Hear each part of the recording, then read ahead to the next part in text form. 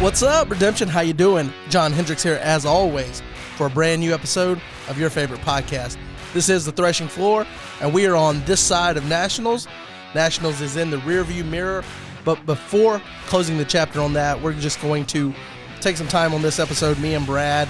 Yes, that's right, Brad, co-host, was able to make it to his first Nationals, so we're going to talk about that experience, talk about our collective experience at Nationals, kind of what we went through, what we experienced, all the good stuff that was Nationals 2023. And then on the backside of this, we've got an interview with teams winners, Marc and Jilissa. We were planning on getting some other interviews from some winners. I know that in the future, we're at least going to make sure that we get the one with Brian Jones. He won 2 categories, but this just happened to be the busiest time of the year for him with students coming back to campus there at his school. So we weren't able to make the timing work for that, but look for that in a future episode, just kind of as a bonus at the backside. And other than that, we'll get right into it. Thanks for being here.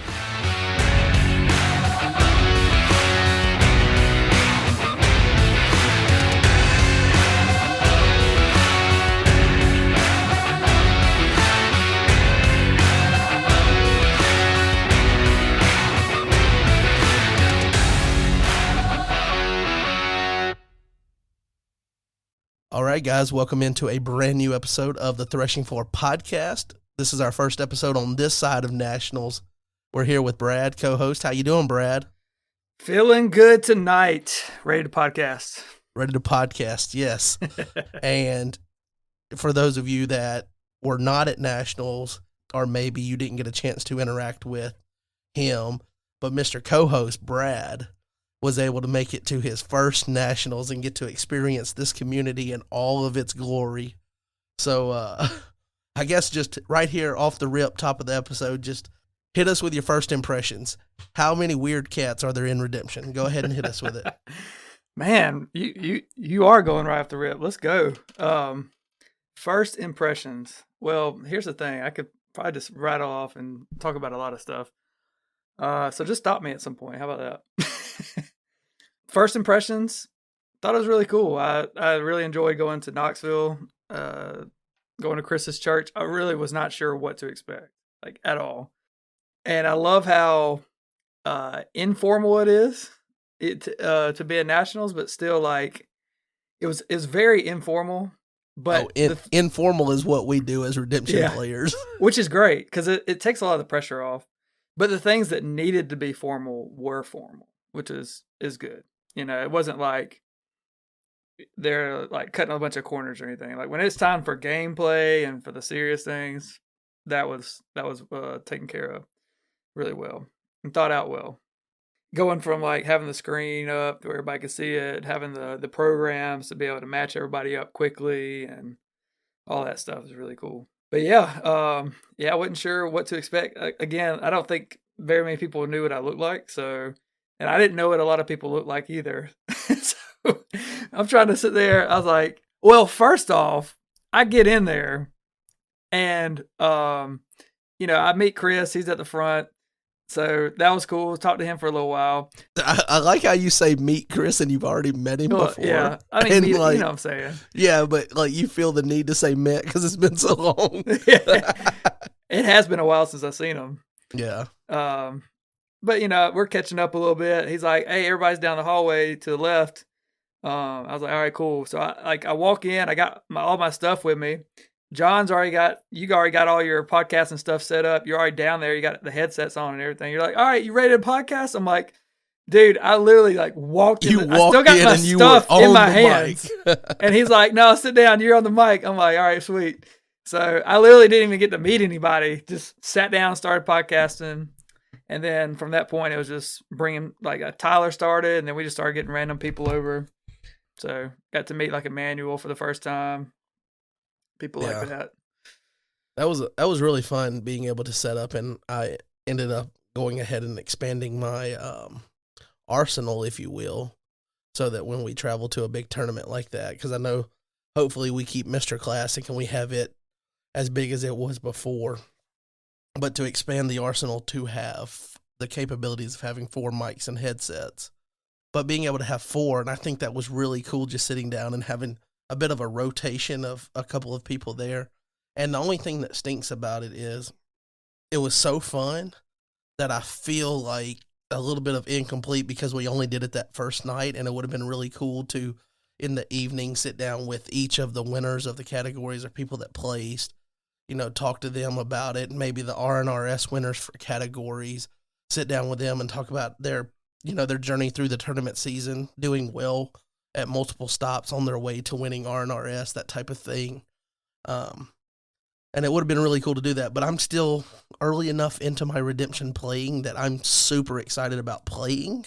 Yeah. And it's hard to justify stepping away from playing the game that we like to play in order to do some of that other stuff that's, the extra stuff on top of that. So it was slightly disappointing to get all that gear set up and only get to use it that first night, but it was really a fun time sitting down and doing that.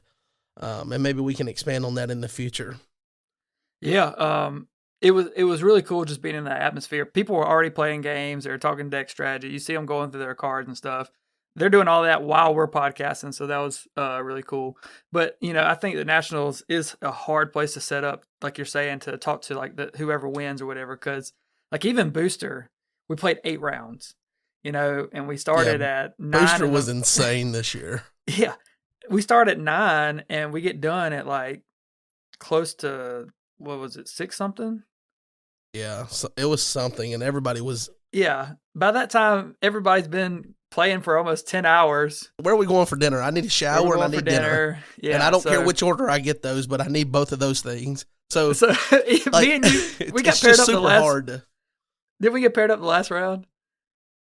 Yes, we got paired up in the last round, and you beat me by was it 1 or 2 souls? I don't remember. But we had a gentleman's I had agreement. made the joke all tournament season with you that you were a grindy player, and you fought that off, and you were like, all right, so we're sitting down, booster draft. We don't even care about these decks.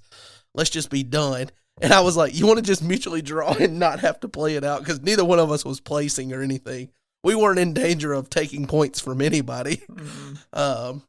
And you were like, no, let's play it out, but let's see how fast we can go. And we finished in 20, 25 minutes. Yeah. Which is kind of difficult if you're actually getting to 5 souls in booster with the way you and I both drafted. Well, we got to roll it back because this episode, hopefully we'll get, added in with some interviews with some winners of categories, things that we weren't able to do on site that I mentioned.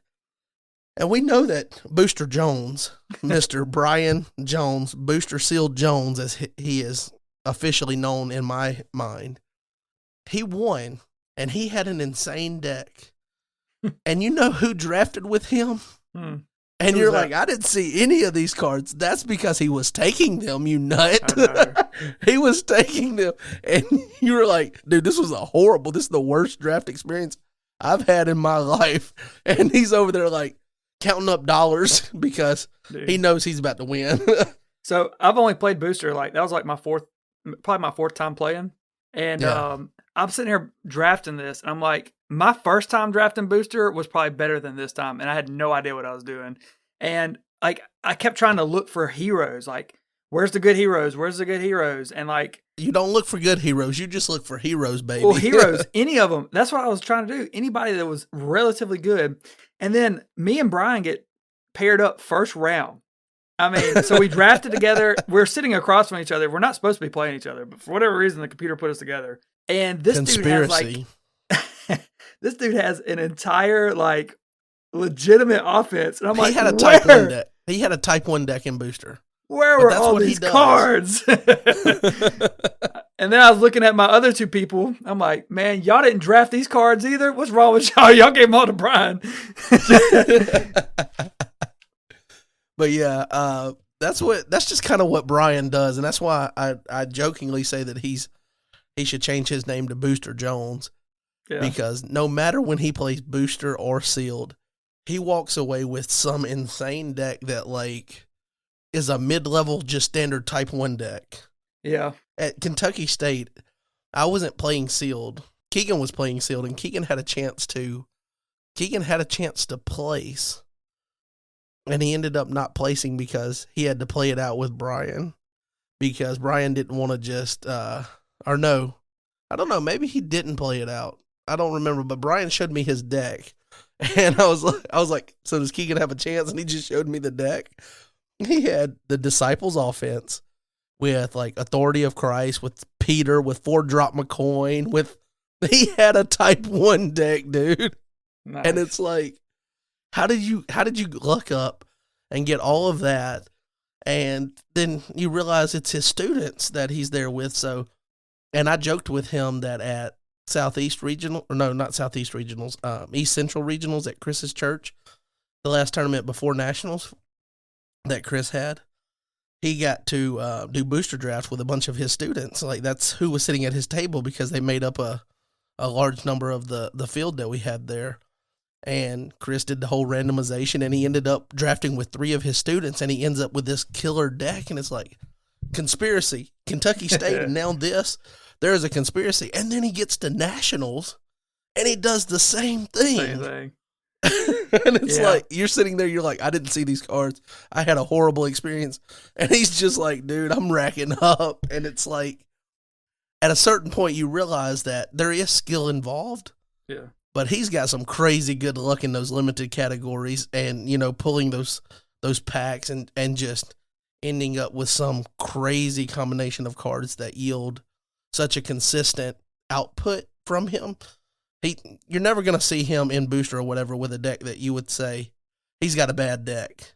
He's never going to tell you, well, I didn't win, I didn't have a good deck. The deck's not what's going to hold him back. It's just going to be whether or not the 1 or 2 other decks he runs into along the way, if he can win those games, and he's a really good player on top of getting a good deck.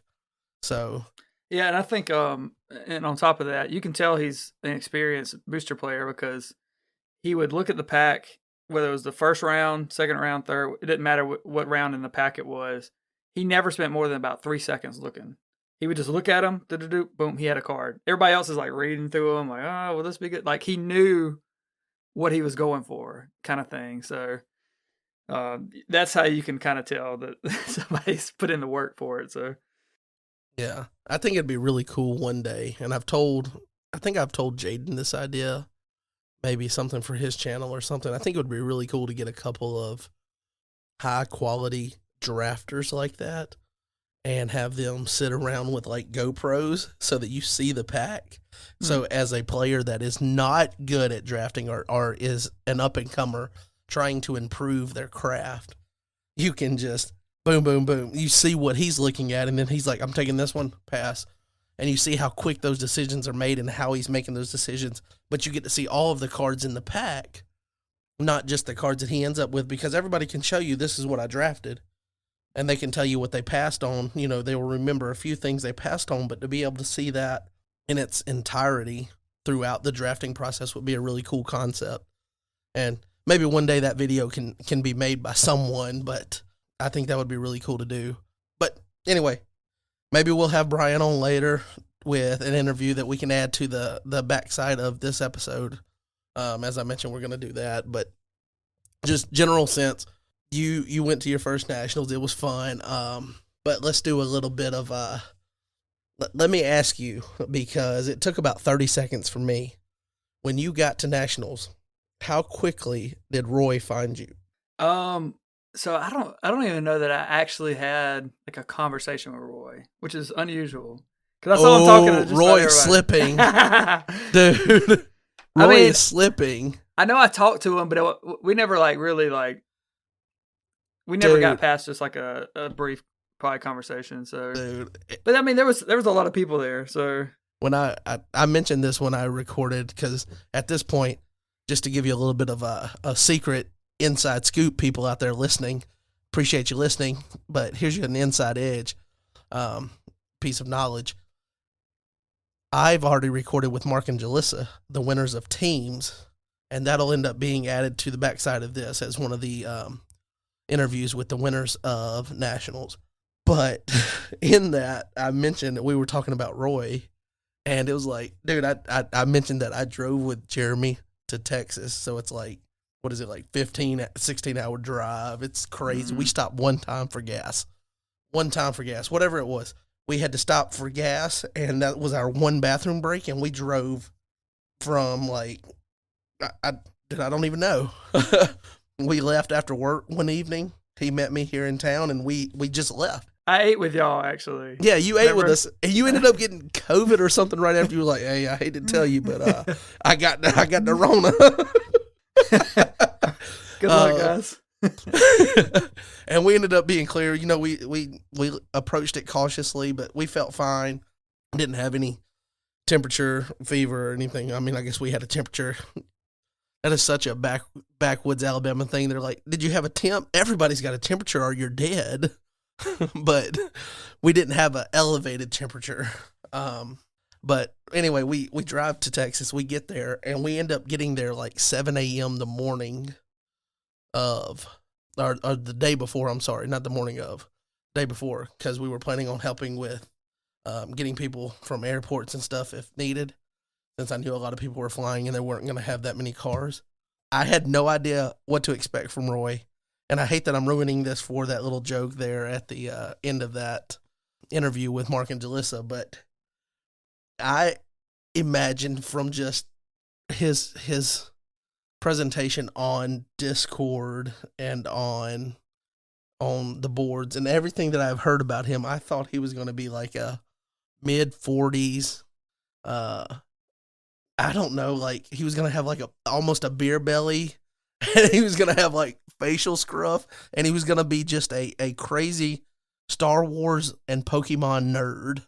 Like, I imagine this dude, and, you know, I don't want to make this a racially charged podcast, but I assumed he was a white dude, just a straight, you know, Texas white dude, because he was from Texas. I imagined him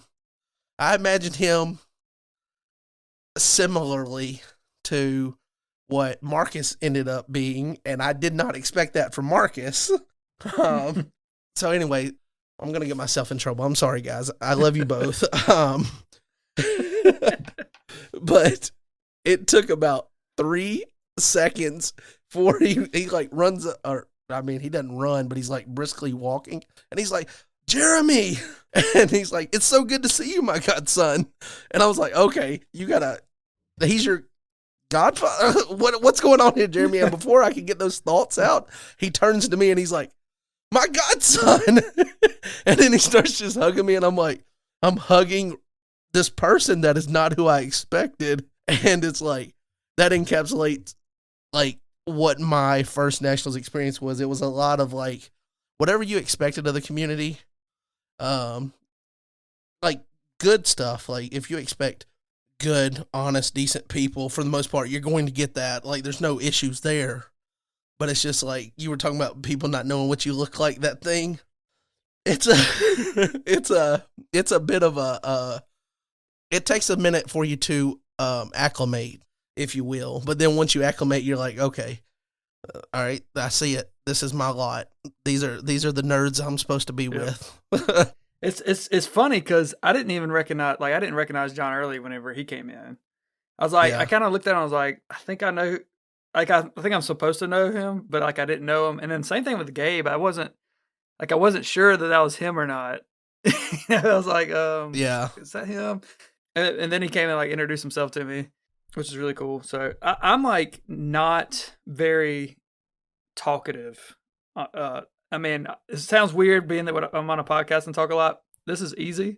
Well, that's because I feel like, do you think you're one of those people that after you get used to someone and you like warm up to them, then you talk a lot? Well, yeah. Because I feel like I'm that, and I feel like there's people in the community that probably wish that I was more like the first Nationals when I didn't talk much, and now they can't get me to shut up. That's right, man. Once you get comfortable, you're good. But yeah, I mean, like I'm totally comfortable being in a room full of people and just like hanging on the back wall, you know, like, and actually, I probably did that a pretty good bit actually. But I remember going to, we actually ended up at dinner, you know, Gabe and Rob and several other people. Tyler and some of them guys. Yeah. Booster Jones. Allsteads were there. Booster Jones. Yeah. Several, Derek and his son, Chris and his wife. So it was several of us. But I remember, you know, again, I just kind of take things in. I'm more of a people watcher, if you will, more than a talker. Yeah. But there was definitely a time where Gabe just leaned over and was like, "Hey man, tell me about yourself." I'm like, all right, sweet.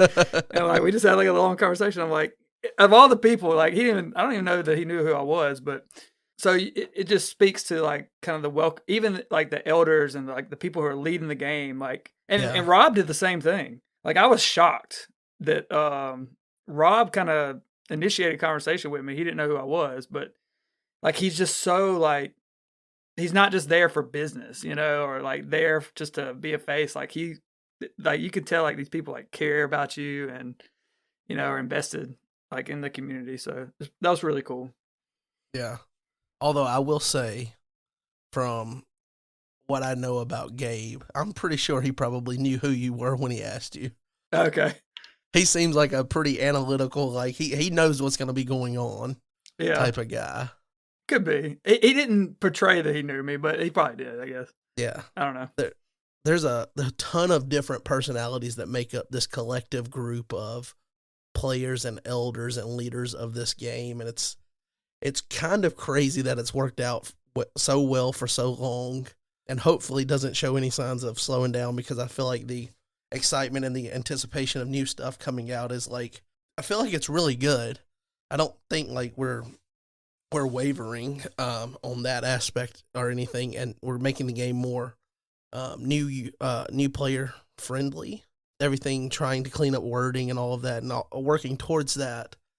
I mean, it's really cool to know the type of personalities that have worked well together that maybe would not interact very much outside of the context of this game and this fellowship that is created and harbored by this game. And also, sharing a like-minded faith and all of that adds to it. But obviously there's certain things that people are going to differ on as far as, the finer details of the Christian faith, because there's different denominations and different things. But it's like none of that holds anyone back from just engaging in this community.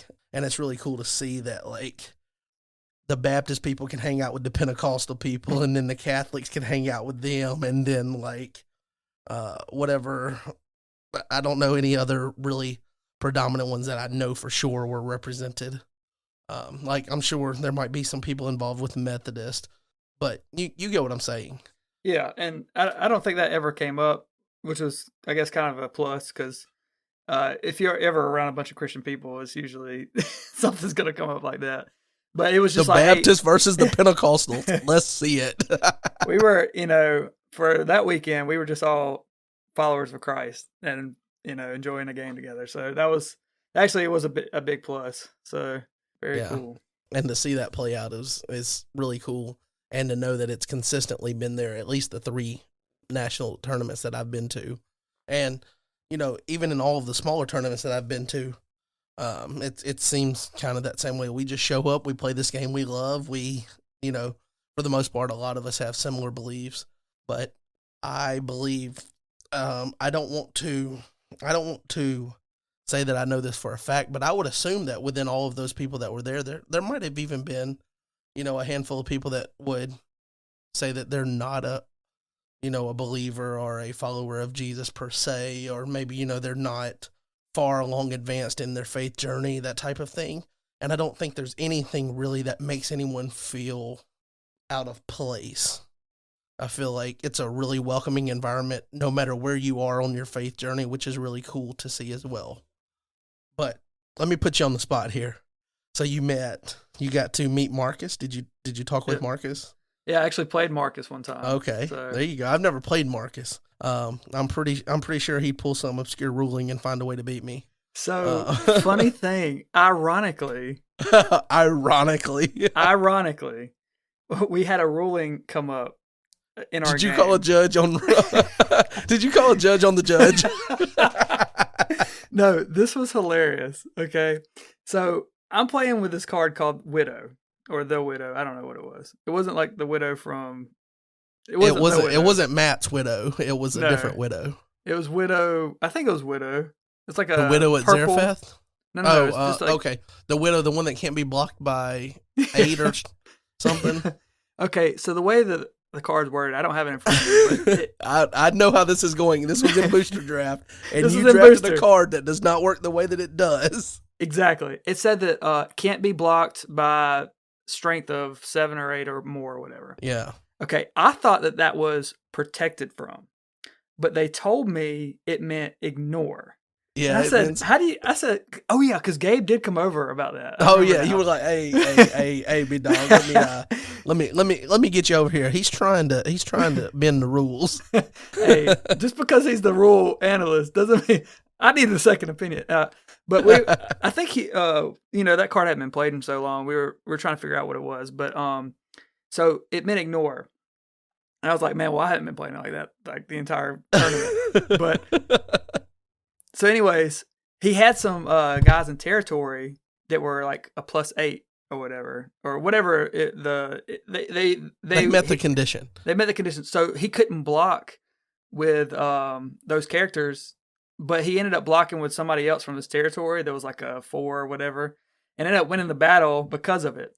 But what he had in his hand was like a Saf for somebody that, even though the number was above 8, ignore, you can still come from hand, and she's ignoring them, so it's an auto block, basically, unless you have some kind of... Yeah, unless you can interrupt the battle on your own side. Yeah, unless you can negate... Your own widow. Widow. Own widow. I know. I've been there before. I have been there before.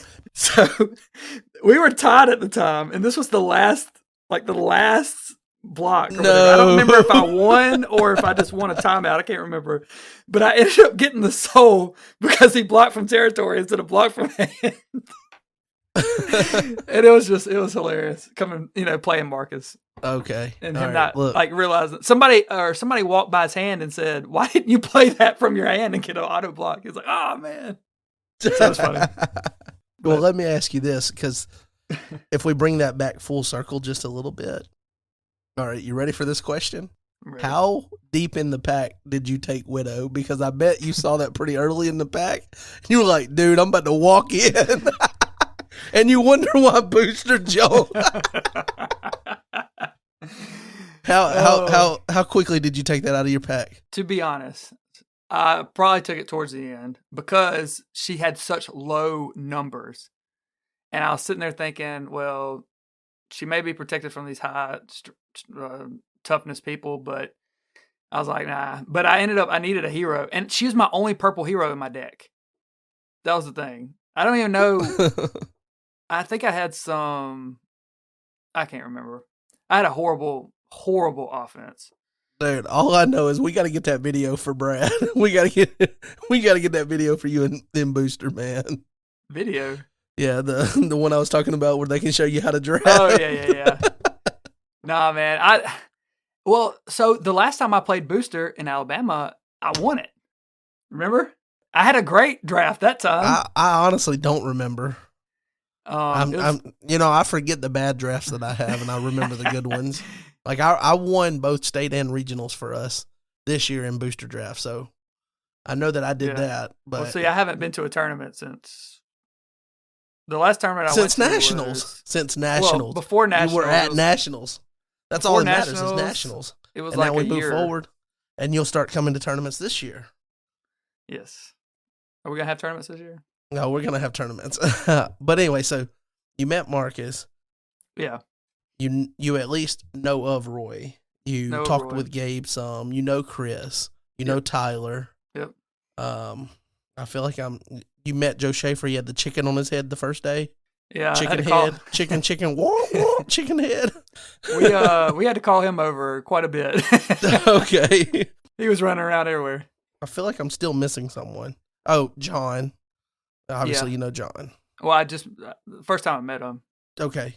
But you know of John, and you got to at least see him from a distance. Yeah. First time I met Jaden and Justin in person.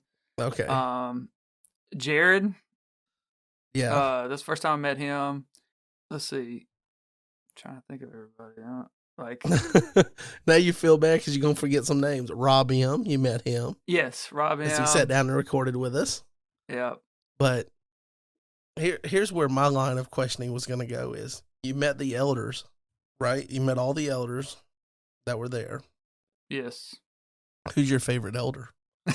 Who is your favorite elder? This is what the people really want to know.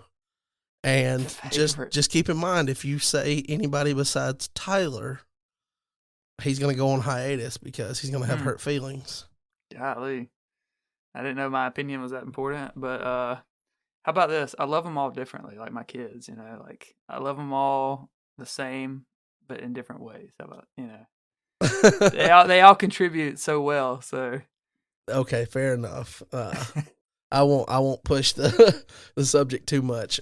But anyway, so we can keep going through just different recollections of nationals, but I think the main point of obviously this episode, and I just want to make sure that I get it on record and say this before, like we just keep talking about nationals, and then you're like, what is the main point of this podcast, and you know what the next podcast is, because I know there's a lot of exciting things happening in the game right now. But I talked to Brad a little bit earlier today when he finally got his sound equipment back, kind of last minute. I recorded for the first time after nationals last night when I recorded with Marc and Jilissa, who won teams. And I set up my equipment right before that. So we're still trying to get everything back up and running. But I mentioned that this podcast, I wanted to talk about nationals and what that experience was like, and, you know, kind of go through some of that experience for, you know, people to get our perspective on it, because I think it was a really, really good tournament. I think that it was ran pretty well. I think we had some long days because there was a lot of timeouts and there was a lot of rounds for the categories, but all in all, I think it was a great tournament. I think people were able to show up and kind of stress-free hang out and not have to worry about facilities or hosting issues, or, you know, we didn't have any like computer issues and things. So things ran well. Yeah.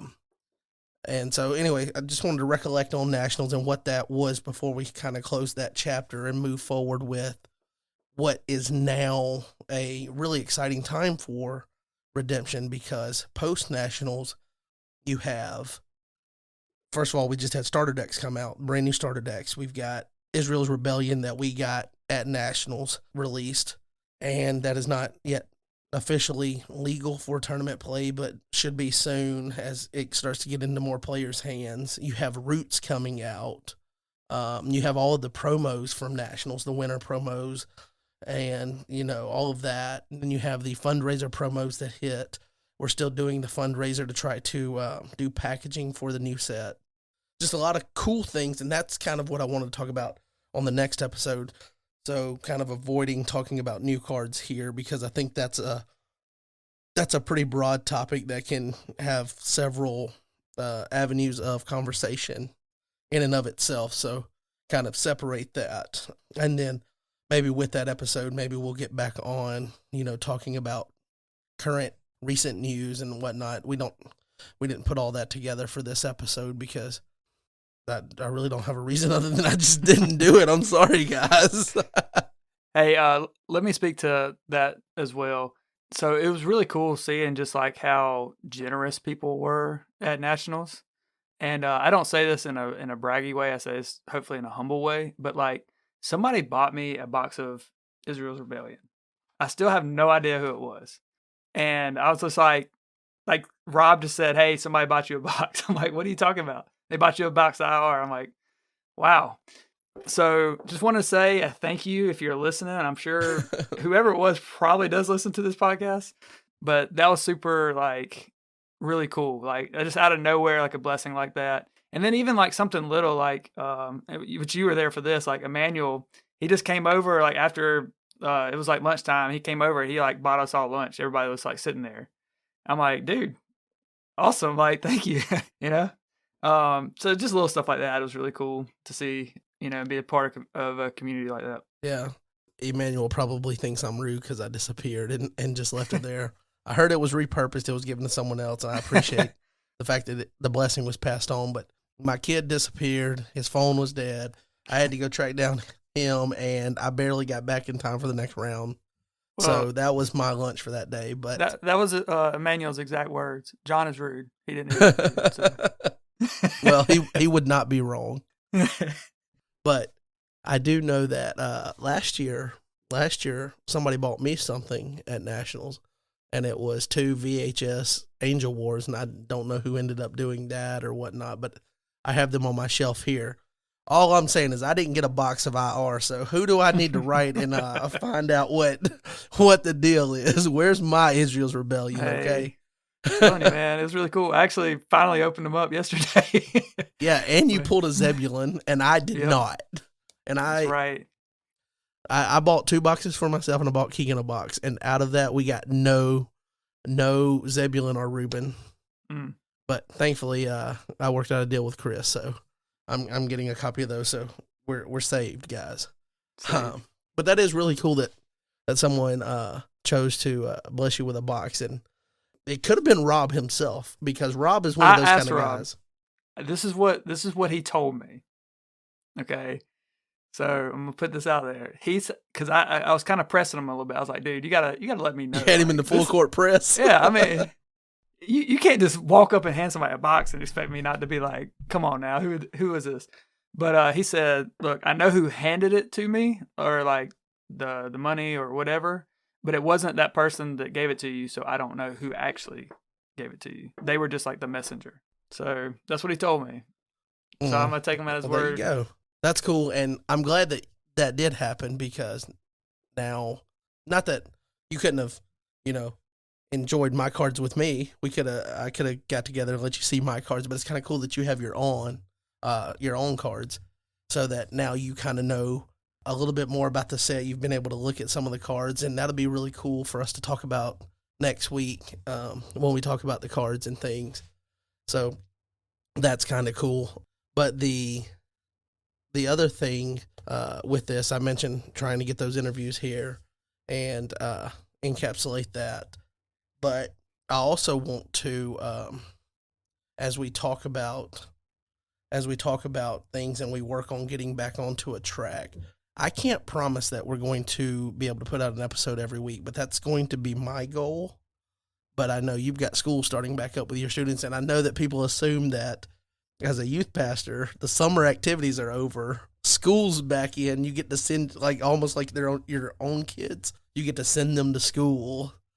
But I'm sure that that's going to be, you're going to be involved with students still, and there's going to be times when you get busy. I'm still busy with work, crazy busy. You came by the warehouse. It is a wreck. Yeah. It looks like an F5 tornado went off but left the walls intact. There's just stuff everywhere. He's not lying about that, guys. It's like 110 degrees in the warehouse. It's pretty rough, but we are working on getting a professional company to come out and help us out with ventilation to lower the temperatures. So we're working on getting some solutions for that, but it's a grind. Yeah. Kind of like playing Brad in Type 1. It's a grind. Hey, but I don't know if you're going to save this for another episode, but I feel like you need to be interviewed as well, because if my memory serves correctly, I remember that Type 1 is kind of like the thing. Everything else is great too. It's the premier thing. Yeah. And with being the premier thing, they call out the top 8 names. So which 8 would be the cutoff for Top Cut if they had that like they've had in years past. Yeah. So out of all the competition there, we just so happened that the Threshing Floor host ended up in the top 8. And did your thing. I like how you said in the top 8, but you got to go ahead and tell them it was number 8. Number 8 by the skin of his teeth. It is what it is, man. You made it. But yeah, we can get into talking about Type 1, because I think that's something that a lot of people are probably interested in, how that went for different people. How did the meta end up being compared to what we expected it to be? Because I mean, we recorded just rambling. What was it, a week or a week and a half or so before Nationals, and I was like, yeah, it's gonna be 90% GOC decks. I was like, it's gonna be all GOC. I think you're going to see heavy Matthew. Which I mean, Matthew was prevalent, but there was also so much variety in the games that we played. But that's getting me off track from what I was going to say. Well, too bad you didn't give me an outline, so we got to go with it. All right. I think we assigned that to you last podcast, though. that you were going to take on editing and doing the outline so that I can just, show up and be a beautiful host. Well, I don't have a very good memory, so I don't remember that at all. Yeah, that's fair. But I want to also, as we work on getting back towards trying to do weekly recordings, I just want it to be stated that I'm going to put in my best effort to make that happen. You're going to put in at least some good effort. I don't know if it'll necessarily be your best. There'll be effort. Because I don't know what you've got going on in your schedule, but as we can see fit to do that, and then hopefully we can still do once a month, Threshing Floor Live, where we just hang out and there's no editing process to be done. We're just hanging out and talking. We can do that, and I think that'll be cool moving forward. But I just want to state for the record that there might be weeks where timing doesn't work out for us to get an episode out, but we are still going to shoot for the goal of weekly releases. But that's a little bit of housekeeping there. Also, we'll go ahead, and because it's been a while since we ran it, we'll just go ahead and insert and let you know that the podcast is still sponsored by our friend Mr. John Early with his business, Covenant Games, who was there at Nationals, selling all of his family-oriented gaming, Christian-themed gaming, and I guess card game accessories and things. So if you were at Nationals, you saw all the stuff. Go and buy the stuff. Once we get all that sold, we can make John buy some other cool stuff. So go buy that stuff, and then we can push him to buy some cool Redemption esque things. But we are sponsored by them, so make sure you go and check out their website. And if you want to see, you mentioned Type 1 earlier, if you want to see where everybody finished, and if you want to see how far down Jay Chambers was with his flood deck, you just got to go to Covenant Games and go to the museum page and then click on this year's results.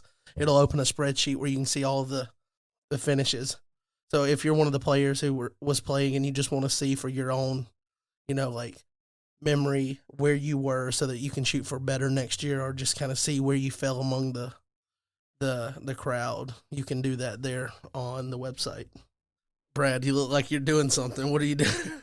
I'm going on Covenant Games. But I do think that in addition to, we can talk about Type 1 a little bit, and I think teams will be covered pretty well in the conversation with Marc and Jilissa, but I do want to also talk about the fact that, and maybe this is something that branches out later on and gets its own episode, but I feel like, and this is going to kind of come off of the conversation about Type 1, because like you mentioned, that is the premier category. That is the category that on that day, everybody's playing that category. There's no other category to take people away except for Type A for younger players, which is basically just Type 1 for younger players. So Type 1 is the category. And we've gone through a lot of changes in the last few years to where the game's been shaken up a good bit. And even this year, this was the first Nationals with one territory class enhancement restriction. Last year, leading into Nationals, that tournament season, we added the reserve rule coming off of that first Nationals that I went to in Texas. So there was changes there. And it seems like after Nationals, there's always this period of what is unhealthy about the game that has to be fixed by the elders. What needs to be fixed to, make a healthier gaming environment than what we just had at Nationals? What was the issue that we discovered at Nationals, or that was, discovered throughout the tournament season, played out at Nationals, and now what do we have to change to fix that? And I don't think people are going to talk. There's a conversation going on I saw where people asked what cards would be worthy of a ban, or what cards are too strong for the current game. And you can give reasons that Matthew's too strong. I think Matthew is one of those cards that will always be meta defining, because as soon as you step out of, playing around Matthew, then he gets exploited and then he is strong again. It's almost like it's going to be an ebb and flow back and forth, like a pendulum. It's going to swing one way and then swing the other. Like if everybody goes to more 1 and 2 brigades in their decks on offense and defense, to where you're limiting his draw, the pendulum's going to swing on his popularity. But as soon as people go back to multi-brigade, then it'll swing back, and it's almost like guardian of your souls and falling away to where the usage of one dictates the other.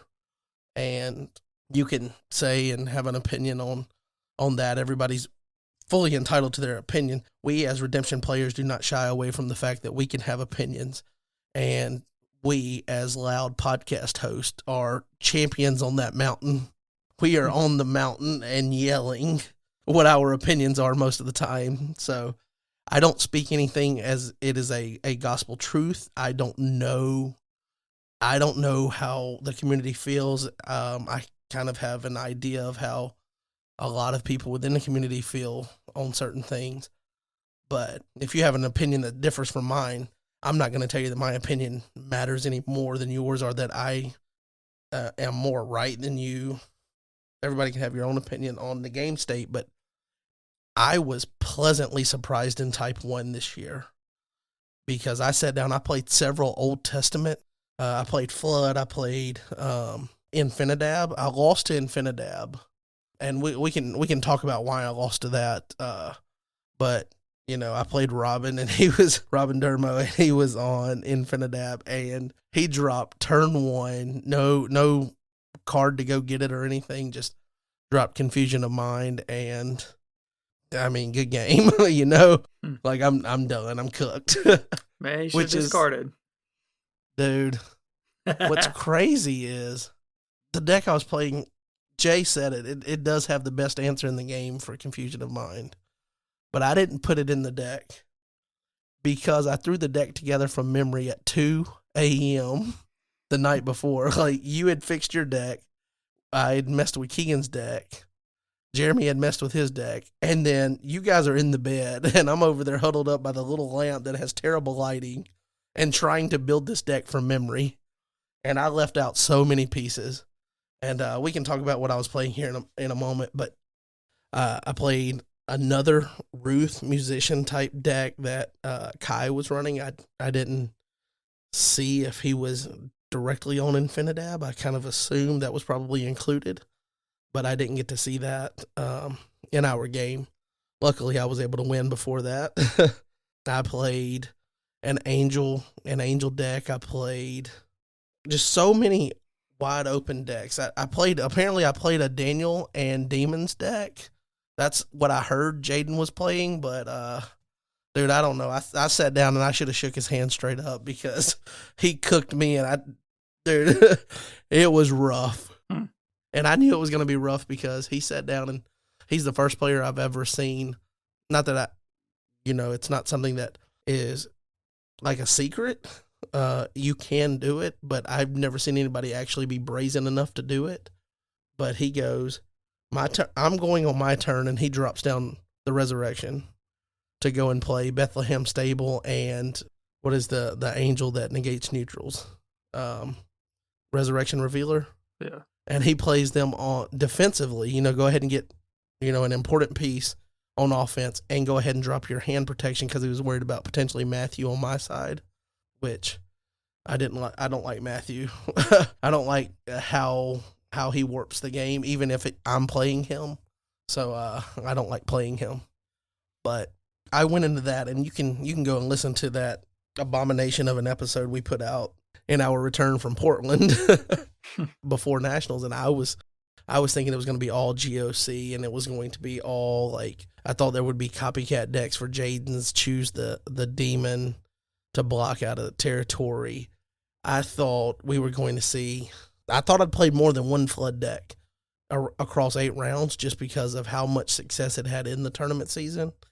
And I thought at least a couple of people might be on that. And I don't know if they were, and I just didn't play them. But the only 2 that I was aware of that was playing flood was Jilissa Valake and Jay Chambers, which for whatever reason, Jay played great all tournament season. And then it's like that deck didn't do well at Nationals. And I think, and Jay is I talk about opinions for Redemption. We all know Jay's going to have an opinion on just about anything. And he'll stand on that mountain with us and start yelling. He didn't even have to have a microphone. Um, he'll be louder than both of us, telling you his opinion. He might be the one person that can go toe to toe for me, toe to toe with me for being the loudest person in the community. But I mean, he had such a great run with it, and I think honestly, what happened to him with that deck is you're limited in, and I know as soon as I say the word limited with Flood, he's going to get upset and offended and talk about all the reasons it's not limited, but I think you've got 8 heroes that are Flood survivors that you can use. You get 2 versions of Shim, you get 2 versions of Noah. You can pick and choose which of those, but you've got 8 heroes. And then you've got Genesis before IR is a little limited on enhancements.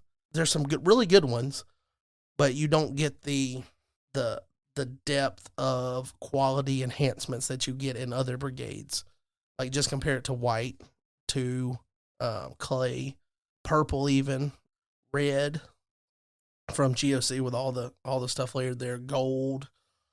You know, blue's got better enhancements than teal, but how much better? You know what I mean? Like, I'm making a joke, but blue's been held down a little bit on the enhancement side just because there's so many characters that do so many things, and there's a lot of themes that are encapsulated with it. I get the reasons for it from a balance standpoint, but Flood, being that your heroes, you get one hero that has green on him, and if you play, you know, assuming you're playing that Noah, because you could have all the brigades if you wanted with that Noah, but that doesn't work as well in the traditional Flood survivor build.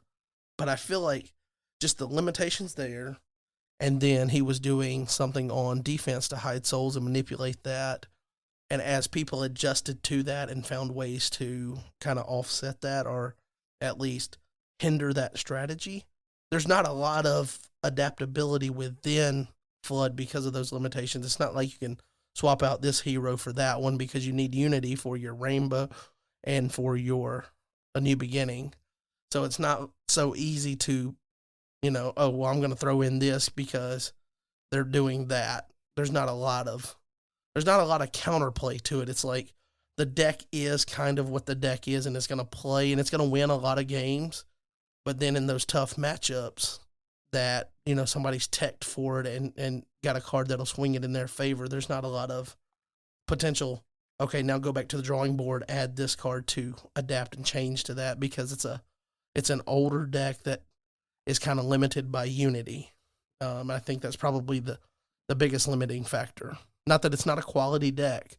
I just think after the amount of success it had from Mr. Classic all the way up to right before Nationals, I just don't know how much room there was for it to adapt. So that was interesting to see that after so much success during the tournament season, you didn't have Flood. And you've played against Flood. I played that. I mean, you used to bang your head against Flood so much with your Joshua Heroes, that first contender deck you got, and I had Flood. Wouldn't you think that's a fair assessment, that it feels a little bit more restricted in what it can answer or how it can adapt to answer things? Yeah, I mean, it does the things it does well. It does really well. It sets up fast.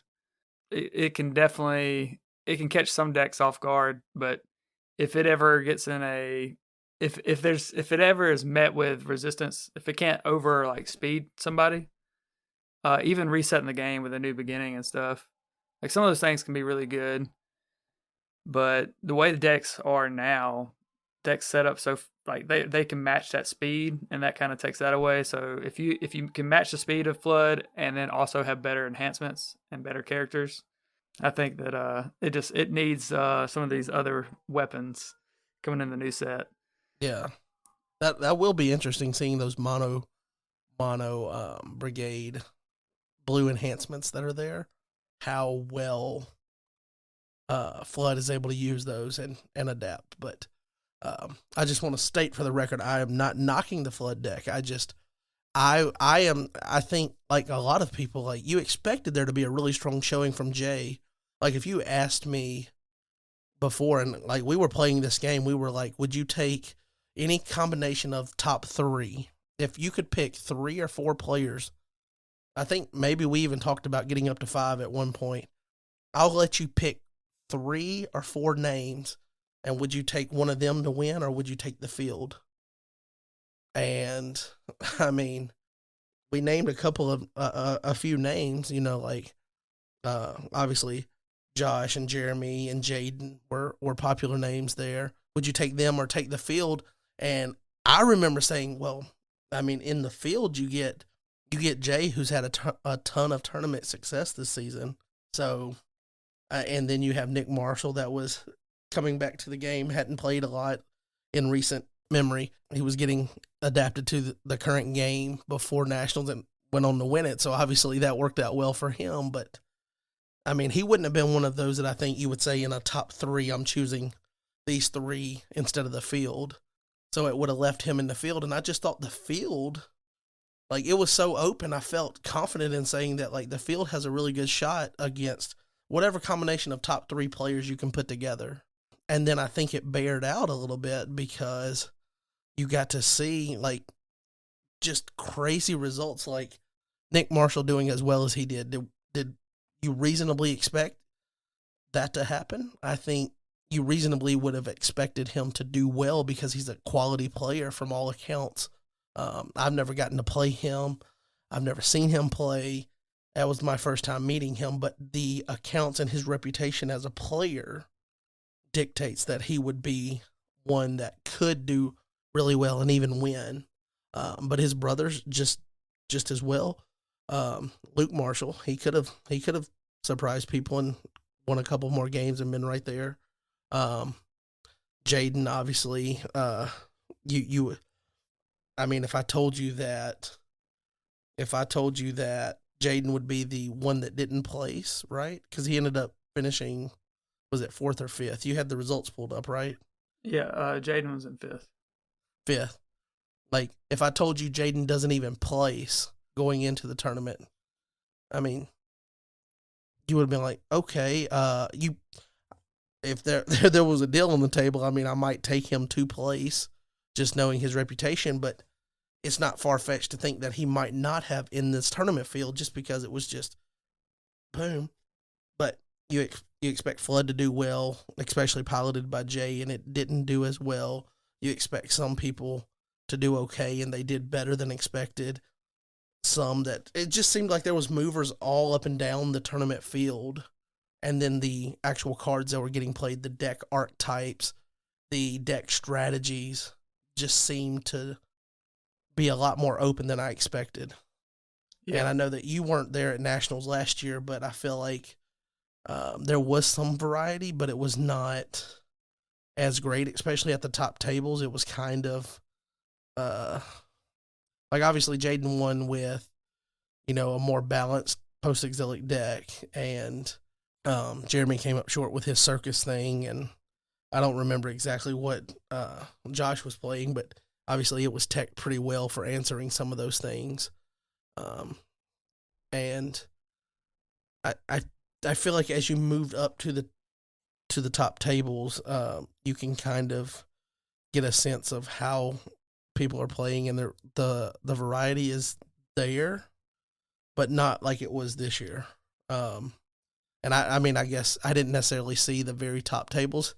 I got to the first table that was off, that was not streaming. So I guess that would be the third table. The third pairing is where I played Jaden, and he beat me 5-1. So I moved on down, and I never got back up there until they announced me as finishing an 8 somehow. So maybe I'm skewed a little bit because I was in the middle of the pack as far as that goes, but I feel like variety was great compared to previous years, and I didn't feel like there was one thing that when I sat down, I had to instantly be prepared for. Obviously, you try to assume that they might have Matthew turn 1, so if you can get to hand protection or whatever, that's just, being a solid player, being able to do that. But I feel like I'm rambling on, but I'm just pleasantly surprised by the variety of decks there and the quality of the field and the I guess the spread of finishes, some people doing better and whatever, instead of it just playing out kind of how we expected. Like last year, we expected Josh, Jeremy, and Jaden to be that 3 and one of them to win, and that's what happened. So how was the field in your games? Like, what did you experience? Like, what did you play against, and was it as diverse as like what I experienced, or did you see a lot more commonalities among just a few archetypes? Well, I will say that the top 3 from last year finished in the top 5 this year. So, while we did have a new winner, there's still, I mean, these top 5 is still like, I mean, that's still pretty incredible. So, Also, 3 really good players. yeah. So, we were talking about taking the field or taking, kind of what we decided on was like the top 3 from last year were the field, and the top 3 got in the top 5 this year. So it really could have gone either way. But yeah, I mean, as far as the decks that I played and the types, it was really cool because my very first match I played, so I hadn't kind of like what you were saying earlier. We built our decks the night before, which is never recommended. That was the first time. Don't build your deck the night before a category. Yeah, and I did it. Everything but booster draft. Yep. But yeah, I wish I could have dedicated a little bit more time to trying to build a deck like I had the year before. Not that I went to nationals, but like I spent a lot of time on my deck the year before. And I spent a lot of games playing online and things like that. But anyways, I just took the deck that I had last year and tried to do some modifications based on what I thought the meta might be. But it was pretty cool. I had a Ruth matchup my very first game, so that was like encouraging. I was like, cool. That mirror match. Yeah, mirror match. Here we go. But yeah, I think I didn't face like a Disciples offense until like game 4, I think, or 3 or 4, and I only faced like 2 of them. So I know I faced several Old Testament offenses, and I faced the Angels offense. I did face the put the demons on the heroes and the Jaden deck. Yeah, the Jaden defense, I guess. Choose the blocker. Yeah. And so that was the problem was, especially in that game, the guy I was up against ended up playing blindness like off the rip. And my deck is like all searching. Like the entire deck is searching. So it just completely crushed my deck. I couldn't do anything. It was like, all right, I'm going to search for it. Nope, I'm going to draw 1 basically because, blindness, you just take a random card. And then the decks that I had the most problem with are the decks that like had hard counters early. And it was in those games that I ended up only going like, I only had like 4 or 5 cards in my territory by the end of the game. Because I just couldn't do anything. And I played 57 cards. Like I said, I was thinking about. I told you the night before, do not do it. And it was a mistake because I couldn't get to, like, the way I had it before. I played 51 for perspective, and I was mad at myself playing in the games. I was like, man, I should have been playing at 50. Not that it was killer. It was just like, there was at least a couple of cards in my deck. I'm like, I really didn't need this card. To be at 51. I mean, to play a whole game at 50 with 57 cards and have like 35 or almost 40 cards left at the end of the game. I think I had I probably had about 35. So I probably went through about 22 cards. And that includes my opening 8. That's rough. That is rough. But when that is definitely not meta pace. But if you have a hard, like I got like hard counters down that I didn't have an answer for, even though I had an answer in my deck, I couldn't get to the answer. For instance, like I said, like the blindness play. I have cards that can negate that or get rid of it. I just couldn't get to them. And I had no way to get to them because I couldn't search my deck. So things like that. Blindness do be like that. Dude, I've never played against blindness. That was my first game somebody's ever dropped that down. See, I was ready for confusion of mind because I'm playing Music Leader and I have Ride On Victoriously. I was like, play confusion. I'll pitch Ride On and get it back with Music Leader and still play it twice, But that was kind of the goal. But you got to have a little bit more speed to be able to do that. So going back to the types of decks, yeah, it was really fun because every deck I played was different. There was no I don't remember any deck that I played that had like the same offense and defense. So that props to the community for making a diverse playing field. And I told everybody that I said, look, if I can just get above 50%, I'll be happy because I haven't put in the work. I haven't played a whole lot. I don't even know a lot of the cards, several of the cards in GOC still, because I haven't, just spent time with it. And of course, just throwing the deck together at the end. But that was my goal. We both went in with that same goal because I was like, yeah. Dude, I just want to, there's 8 rounds. When they announced 8 rounds, I was like, I want to go 4-4. And I just want to be give me the top half of the field, 4-4, and not look like a newbie. Yeah. I don't want to finish down there. No offense to anybody, but I don't want to have the showing of an RLK or something. And then have to jump on the podcast and be like, why did you finish, 77th in a field of 78 players or whatever? Yeah. I didn't want that. Yeah, I was feeling the same way. But going in with that mentality really took a lot of the pressure off because I could sit there and lose 5-1 or 5-2 or whatever and be okay. Like, it wasn't the end of the world for me. And because I'm pretty competitive. Like, if I had really like sat down and like trained and like put in the time for this, it would have been a lot more stressful, and I probably would have got a lot more like emotional playing some of these games. But dude, it was like I'm sitting around and like meeting people for the first time and just like chatting about whatever, and even saying stuff like, "Hey man, dude, that was awesome. Dude, look at that combo. That was great." Yeah. Stuff I would never say if I was being like super competitive because I'd be you'd never tell me that, Brad. You never encourage me when I'm beating you. That's right. You try to encourage me when you're beating me. You're like, well, we can play another one. You might get me next time. Yeah. Just give it one more try. You're That's real funny. Positive when I'm losing. But when you're losing, it's like, man, I don't even know why they would print this card. Man. But here's how I felt like all 8 games went. Okay. I went 3 wins, 4 losses, 1 tie. So about as expected. How many timeouts? Just a tie, or did you have? Let's see. You mentioned earlier you didn't know if you timeout or straight won some game, but I think that was booster we were talking about. I timed out 3 out of. So almost 50%. Let's see how many you timed out. How many I did? Yeah. Did you not time out at all? One time. 1. Against Robin, who dropped Confusion of Mind turn 1, and I just couldn't overcome it. Well, that was my problem. But that's because I forgot to put Abe's Descendant, because that is a great answer for that, because I'll negate and take, but I can't negate, but I can still take. And now I have your Confusion of Mind.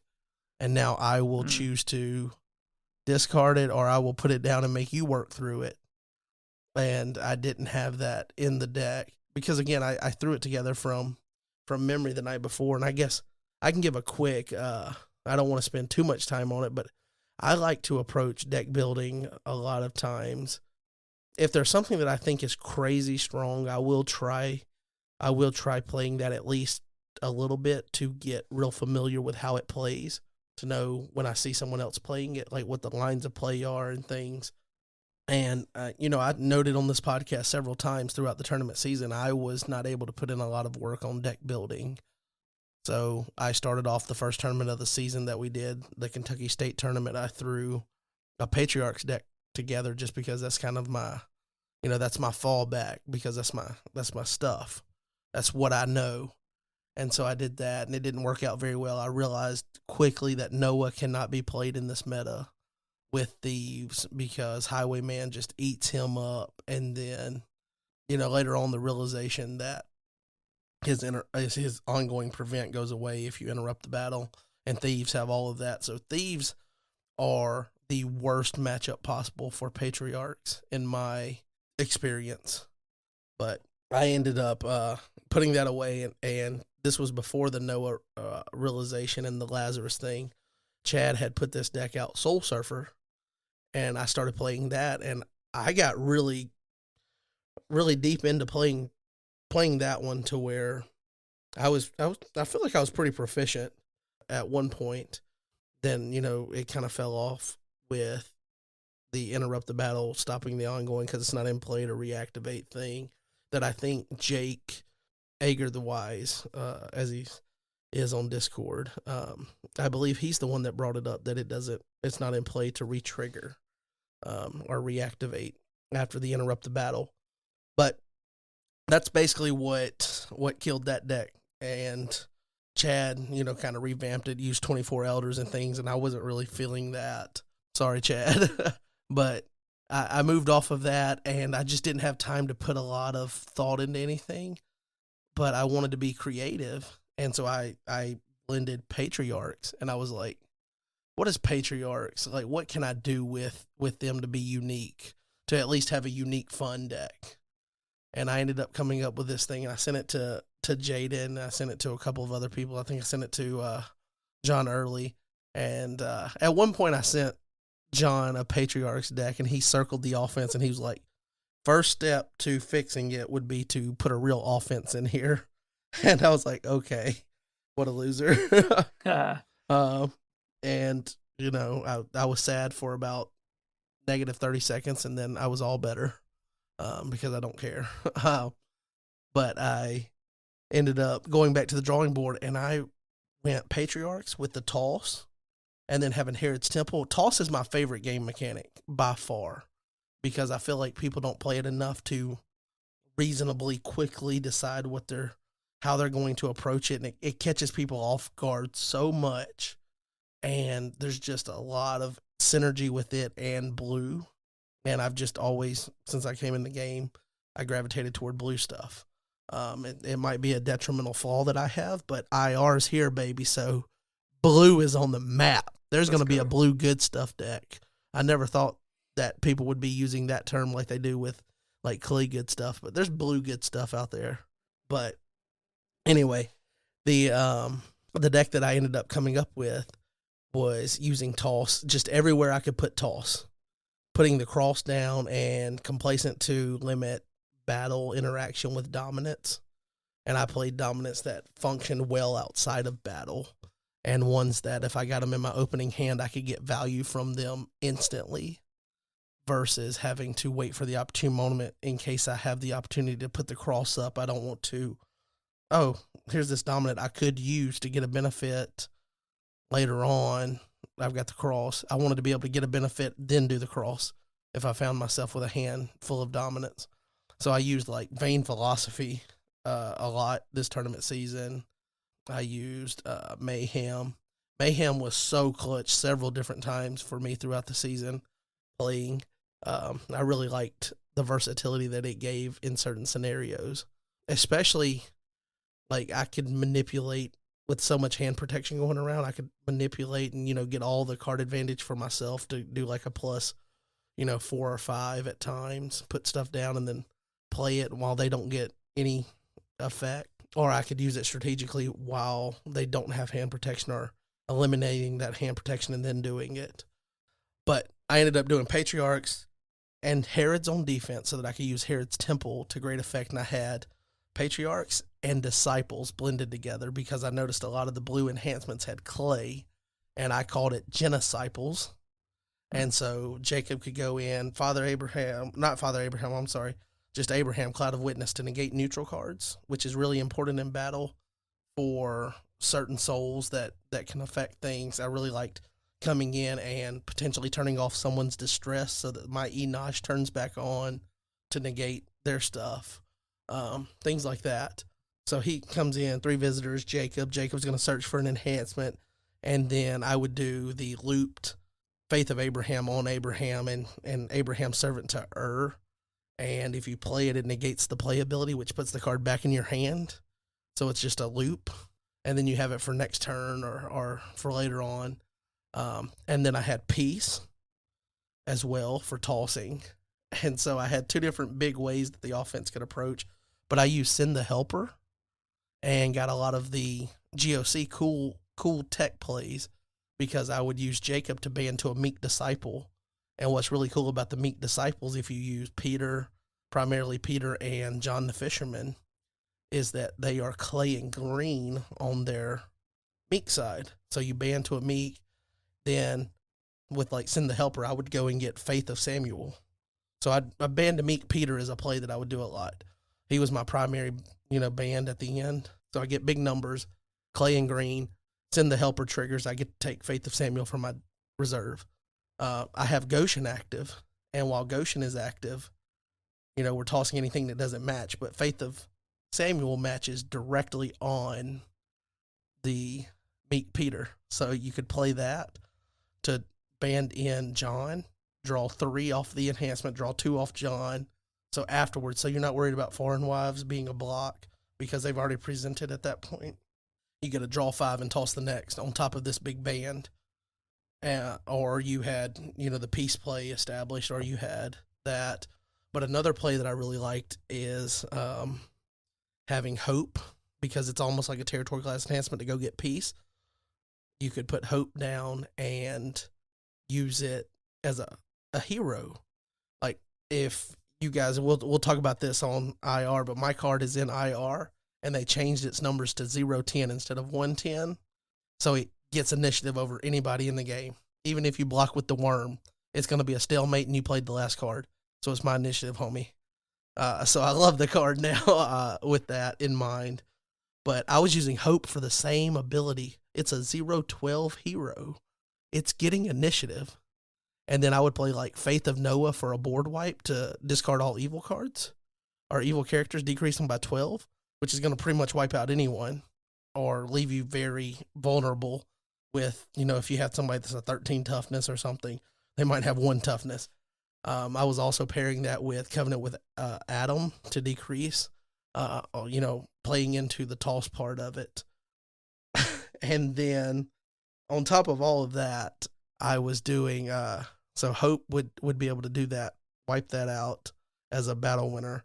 But I would also be able to get off of, out of my reserve, either off Send the Helper or just searching for it with Book of the Covenant, Covenant of Prayer, take it, get Eternal Inheritance and play that off of Hope. If I'm limiting dominant restriction in the battle phase because of Complacent and hopefully the Cross as well at some point, come in with Hope. Hope's Initiative. And that was another name I called the deck at one point, was Hope's Initiative. Yeah, you got it. All right, boom. All right, I'm going to take that soul. I'm good there. Or I would come in Hope's Initiative. All right, play that Faith of Noah to decrease. And my Herod's Temple was protecting my Herod's because it's opposite alignment. My good card is still opposite alignment of my Herod's. So it kind of worked out. And I just threw this together, and I had a lot of fun with it when I played it.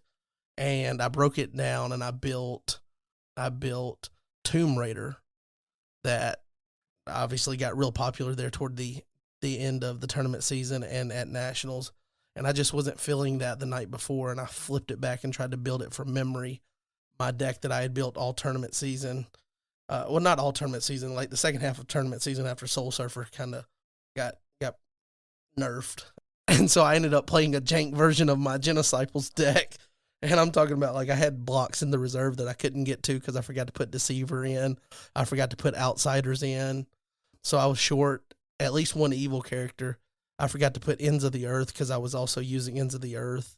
At the risk of Matthew, I know, guys, but I was like, I just don't care if I see Matthew.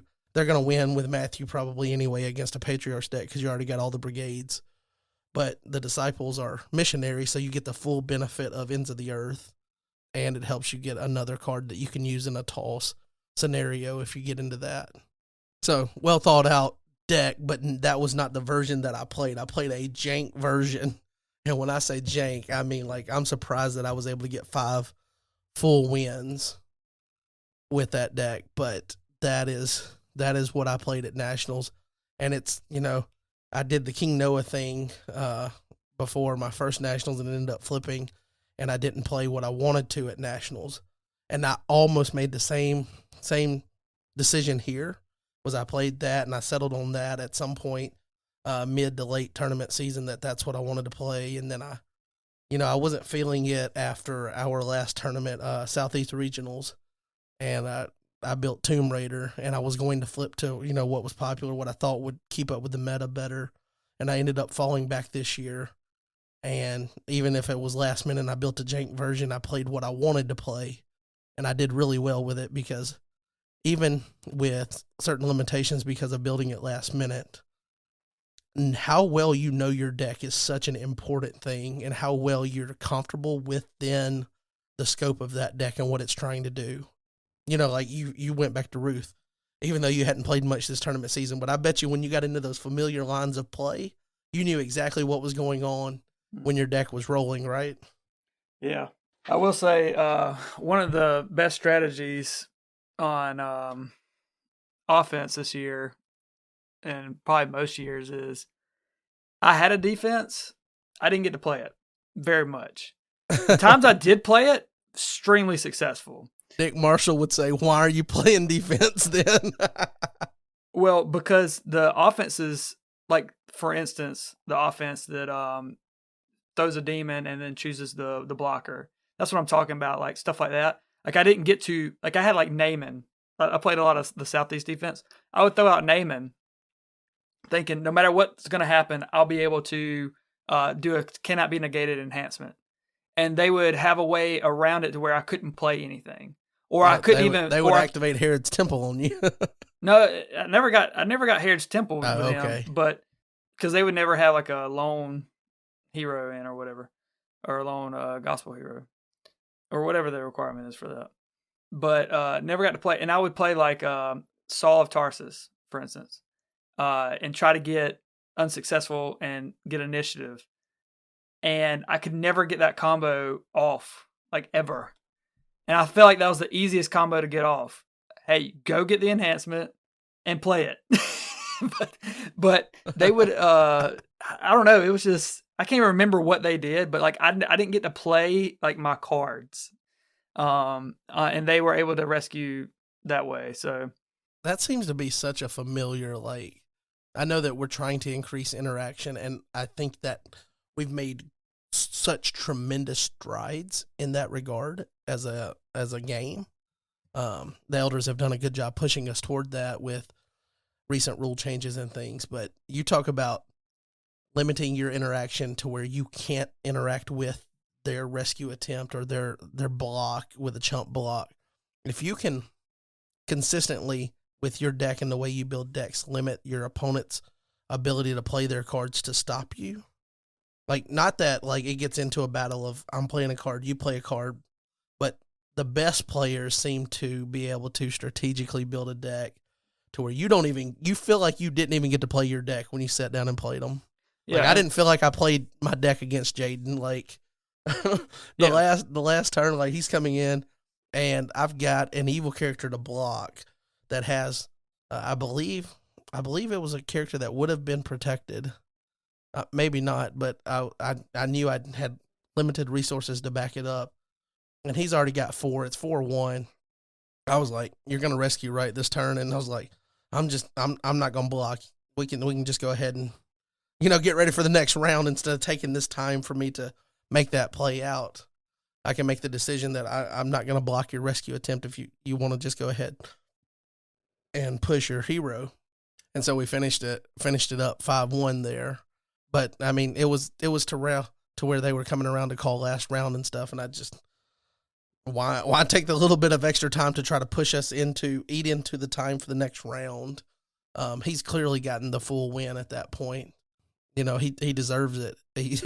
I didn't even see my deck that game, but so many times the best players can consistently do that to where you feel like you don't get to interact. It's like sitting down and playing Jeremy when he's got one of these combo decks, and it's like, dude, I drew 8 cards and you said good game.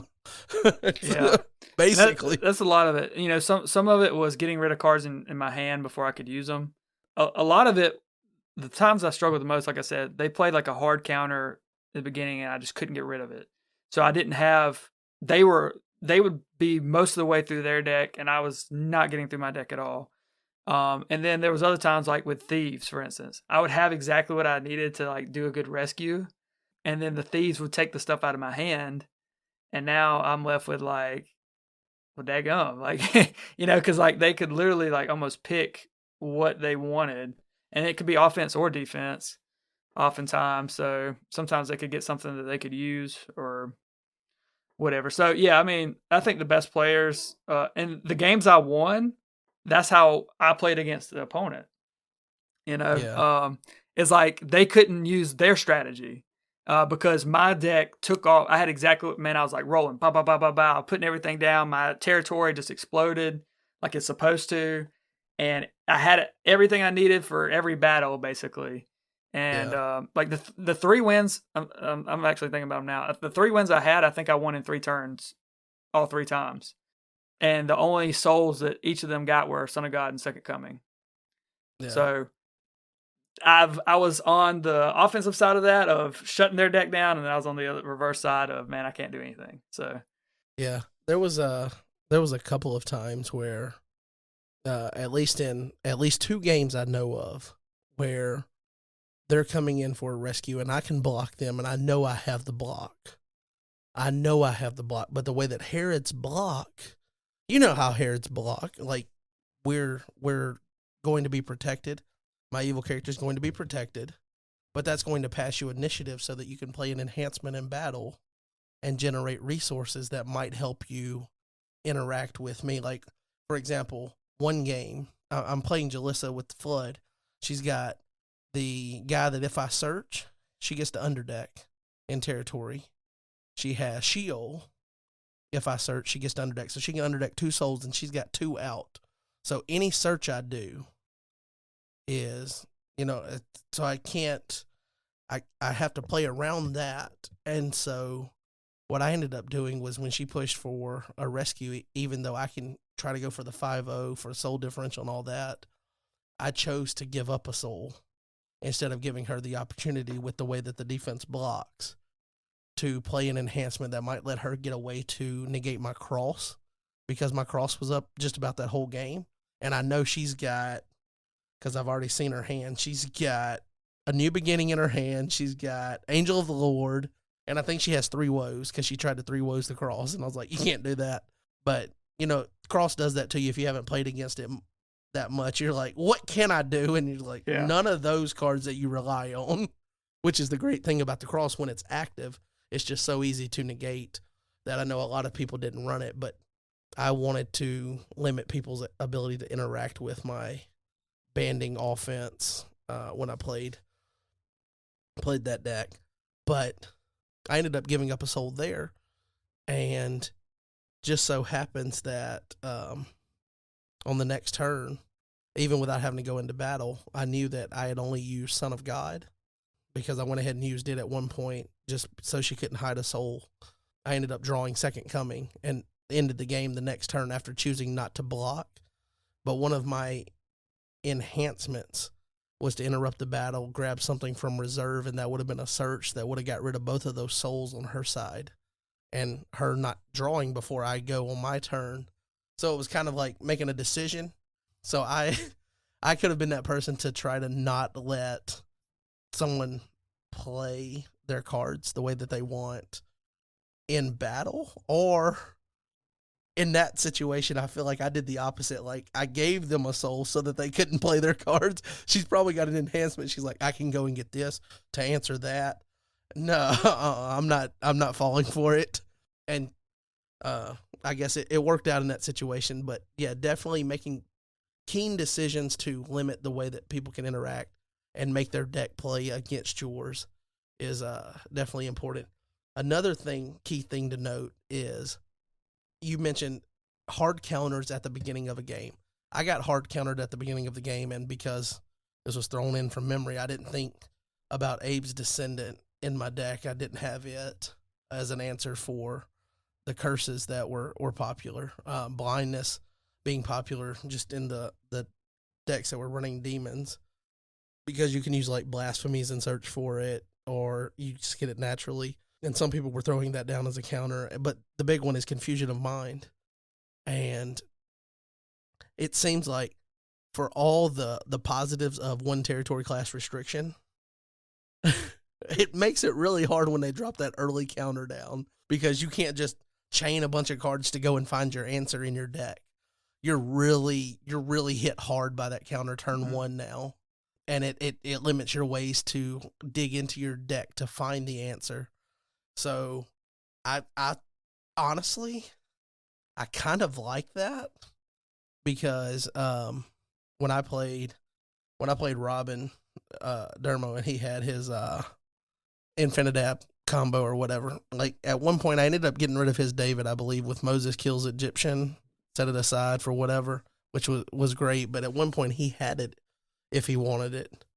And I don't remember why he didn't go in, or maybe I don't remember why he didn't, but I'm sitting there and like, if he gets this thing up and running to where he can repeat it early on, and I've got no real way to do anything on offense to generate resources, because the defensive side was really just, I'm going to search for the body that I'm going to put there and make you work through, not really gaining resources. I had Herod Phillip, Crazy Eyes, as he's been deemed, to draw a number of your Herods, but in the way that I was playing Herods, he honestly seemed like a waste of a card slot, and I had replaced him at one point. He was in and out of the deck, and I think I decided that Outsiders was better for that slot than him. And then when I threw it together, I had him and not Outsiders, because he's always just usually drawing one. It's good if you think you're about to, get Angel of the Lord, but I mean, most of your guys are protected from dominance anyway, so, and I'm limiting dominant interaction, but it really does seem that the early counters have a really strong impact, especially, the games that I played, whether it was me dropping a counter early or, like I did against Jilissa with her flood deck, having to cross down to limit the dominant interaction for her, or Robin doing that with Confusion of Mind against me. I wonder how at the top tables, how impactful those early, like I'm talking about not really having to search for it, you just got it in your opening hand, you're dropping Confusion of Mind, how impactful that was in their games. So I'll definitely have to go back and watch the footage from Nationals that we got on live stream to see that. But man, it was really hard to get over in my games. I mean, it felt like every game was about this. The only game that wasn't like that was the game that I tied 4-4. That's the only game that it was like literally like we were back and forth, boom, boom, boom. Like that was a great game, and it was a little bit of it wasn't a mirror match, but it was Old Testament. It was kind of like a Red Warriors versus Ruth. Who were you playing against? Charles. Okay, Charles. Oria? Yeah. Okay, yeah. Yeah, me and him, we had a great game. I mean, and had we had more time, he probably would have won if we would have had one more round. But it was he was playing David with David's harp, and I realized at that moment that I was an idiot for not playing David's harp, even though he had told me that the night before. Yeah. I just never played with it before. And I was like, I don't know how to play with this yet. So, but it would have came in like super clutch. Yeah, it would have been a lot better had I had that. Had I had David's harp and been at 50 cards. But those are all things this is why you play the tournament season. Yeah, if anybody's listening out there, if you're wondering, you play the tournament season, you refine your deck, and you know what the meta is, or at least an idea of what the meta is.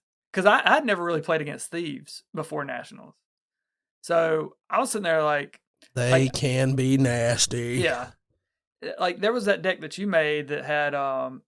that we played a couple of times back in a few months back. The couple of days that I had to play Redemption this year. Oh yeah, when you were recovering. Yeah. I was, you had some Thieves in there, but you kept saying, dude, you're playing these all wrong. And I'm like, what are you talking about? I was like, the Highwayman sucks. Yeah.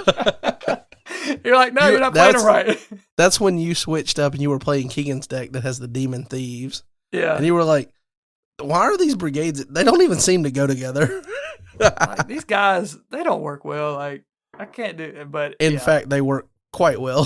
Dude, when I played them, I was like, holy cow. Like, I thought I was about to run past and get a soul, and I don't know. Okay, well, the hour has gotten late here on the recording for this, the main body part of the episode here. But I do have one observation that I want to ask you about and get your opinion on it, because I know this was your first national, so you didn't experience it firsthand, but I know that you know kind of the story behind it from being plugged in with the community since we've gotten involved in the game. So John Early won in 2019, and then in 2020, who won? It was Nick, and I think Luke finished third, maybe. The Isaiah protected LOC, crazy stuff before rotation. Yeah. Right? Throwing David. Yeah, throwing at David, basically. The only evil characters you need, I am convinced, is you need Deceiver, Foreign Wives, and Uzza. Uzza. Yeah. Why would you play anything else? That guy.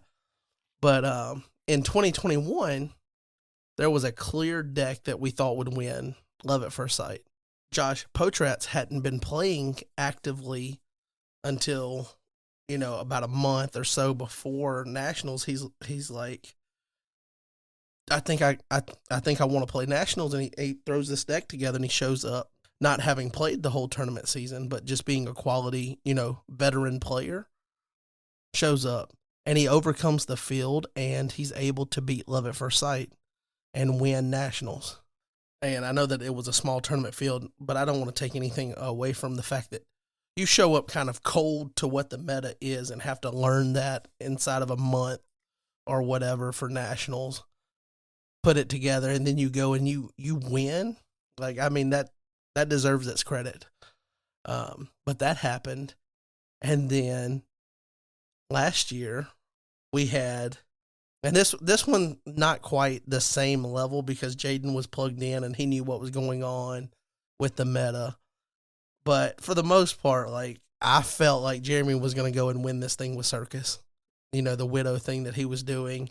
I don't know how well you knew what he was playing, but I think at one point you played against it and you were like, dude, I drew my hand and he just won. Yeah. I mentioned that phrase before. You were like, I didn't get to play anything. I finished the game not playing a single card because he took all the cards out of your hand and stuff. Mm-hmm. And then he goes to Nationals with that deck. He has been fine-tuning all tournament season. I thought he was going to win with that deck. I think you probably felt like he had a really good chance to win with that deck.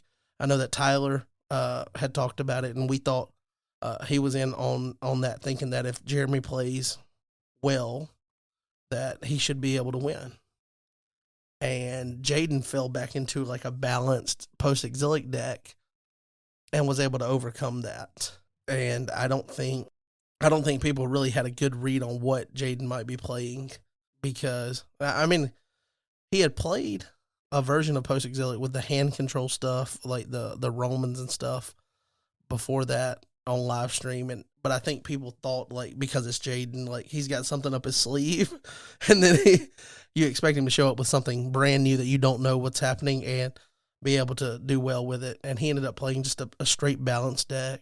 So that one's not as crazy, but, like, be able to read the meta, realize that your best shot is playing kind of anti what the top thing was. And then this year, Nick Marshall started asking questions a month or two before Nationals. I'm sure he, talked to his brothers and had an idea of what the meta was, but he figured it out through some test games, and then just kind of cold going into the tournament. Hadn't played at any other tournaments that I'm aware of this season. I didn't check the RNRS to see if, he had played at states or regionals and placed or anything, but basically came in cold and ends up winning. So it seems like these top-level players have just such a knack for reading the meta and knowing and coming in, even if they've been away from the game for a while. Like, you talked about how hard it is to come in and not be able to play, and because you don't know the cards as well and stuff. But you're also a newer player, and you haven't gotten to play as much, even in, we've been playing for 3-4 years now, but you haven't gotten to play as much as some of these other people, even in that time frame.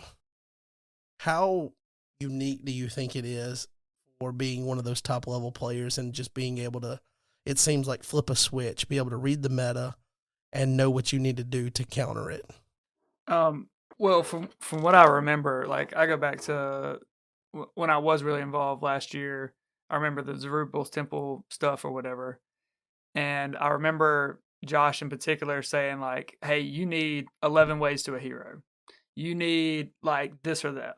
So I think that the best players have like kind of have cracked the code as far as like deck building.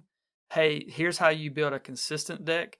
Here's the amount of counters you need. Here's the kind of like the amount of answers you need for different things, and making sure that you have all those things in your deck.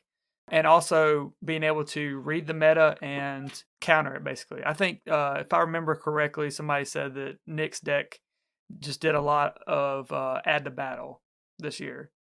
I could be wrong on that. That's what I feel like they said. And if that's the case, then I know Josh was running add to battle, so I don't know if I haven't seen and I haven't talked with Nick or anything, so I don't know exactly what his deck was. But I know that was a strategy of using like good seed, add to battle, is what Josh was doing. Fishing boat does that too, or something. Yeah, things like that. But and then of course like Sheol and Gates of Hell. So even if you're defeated, all of a sudden, no, I'm back in battle, and they just played what they thought was going to win and did win, but now they're having to win again. And most people aren't prepared to win twice, unless you've built your deck to do it. And that just kind of, it's like if you have a Herod out there that's protected, you're tossing, you toss him all the way down, all of a sudden he adds another Herod to battle, and you're right back at it. He's protected. It's like, well, daggone, I don't have anything else to toss. So just stuff like that, I think is, I think the best players have an idea about, again, the strategy behind deck building and what you want to have in there. And then maybe a strategy, a main strategy to try to beat what they will probably be up against. And if you have those things and and you're a good pilot of the deck, then that's why the same players end up at the top year after year, I think. Yeah. So, as the decks change, the same handful of players. That's why. Like you mentioned, and I was talking about how open the field was, and you were like, yeah, but the top 3 from last year were in the top 5 this year. Mm-hmm. And a lot of that's just, those are the dudes that like you need to be not necessarily copying exactly their deck, because I do think there is a defined like player, not just skill, but like knowing what type of player you are, like where you find a comfortable range of operation within the game and deck building. Like Jaden seems to, when he plays in tournaments, lean a little bit more toward balance and more methodical approach. And there's people like Nick Marshall. I would say that his reputation is to be aggressive and try to maximize trying to win the game as fast as possible. Yeah, I don't think he had any timeouts. Yeah, and I think if you're talking about add to battle, I mean, that's a really strong strategy if you want to maximize. If I only get 3 turns, how do I maximize those? I have add to battle, different things like that. So I think players that are established, like those veteran players, they not only do they have, kind of a code that they follow for building decks. So if Jeremy picks up, I'm going to play, I don't know, he's going to build a Moses Wilderness deck. He probably just boom, boom, boom can throw 8 to 10 heroes in there, pick out a couple of enhancements. And I feel like when I think about the heroes and stuff, I put so much more thought into them. And I feel like he's just so familiar with things and the thought process that he throws it together. And then it's like testing to see if I need to change. And I'm sitting here like theory crafting, like, how's this going to work out in the game, and trying to make the decision whether I need to play this one or that one. And he just throws it together and sees how it works and then tweaks it from there and things like that. And I feel like maybe sometimes newer players put too much thought into it, but it's really cool to see the craft that players that have been around the game for a while. It's really cool because this is a very complex game. Mm-hmm. I know that we're trying to simplify it, but there's a lot of layers of just ambiguity from the fact that this game has, been done by volunteers for a long time, and different volunteers have different ideas, and the elders have done a really good job working us toward more standardized wording and things, but just the different people that have been involved over the years. The game has a lot of there's a lot of areas where it can be confusing and just really deep for someone to, step into. But to see the players that have figured that out and can, kind of ebb and flow with the game, even when they're away and they come back and they do really well, I think that's really cool to see. And apparently, if you want to win nationals, you just don't play. If you're one of those type players, you just don't even worry about playing for real until the month before.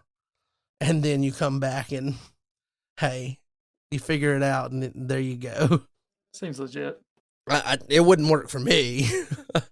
But it was definitely a fun time at nationals, and I know that we've gone pretty long here, so I don't want to keep harping on that. But an interesting bit about timeout is you mentioned today when we talked, when you came by the warehouse, that there could be potentially revisiting the scoring and things, the infrastructure of how tournaments work, to maybe persuade games to not be timeouts.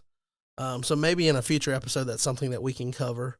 But I do think that it'd be interesting to see last year to this year.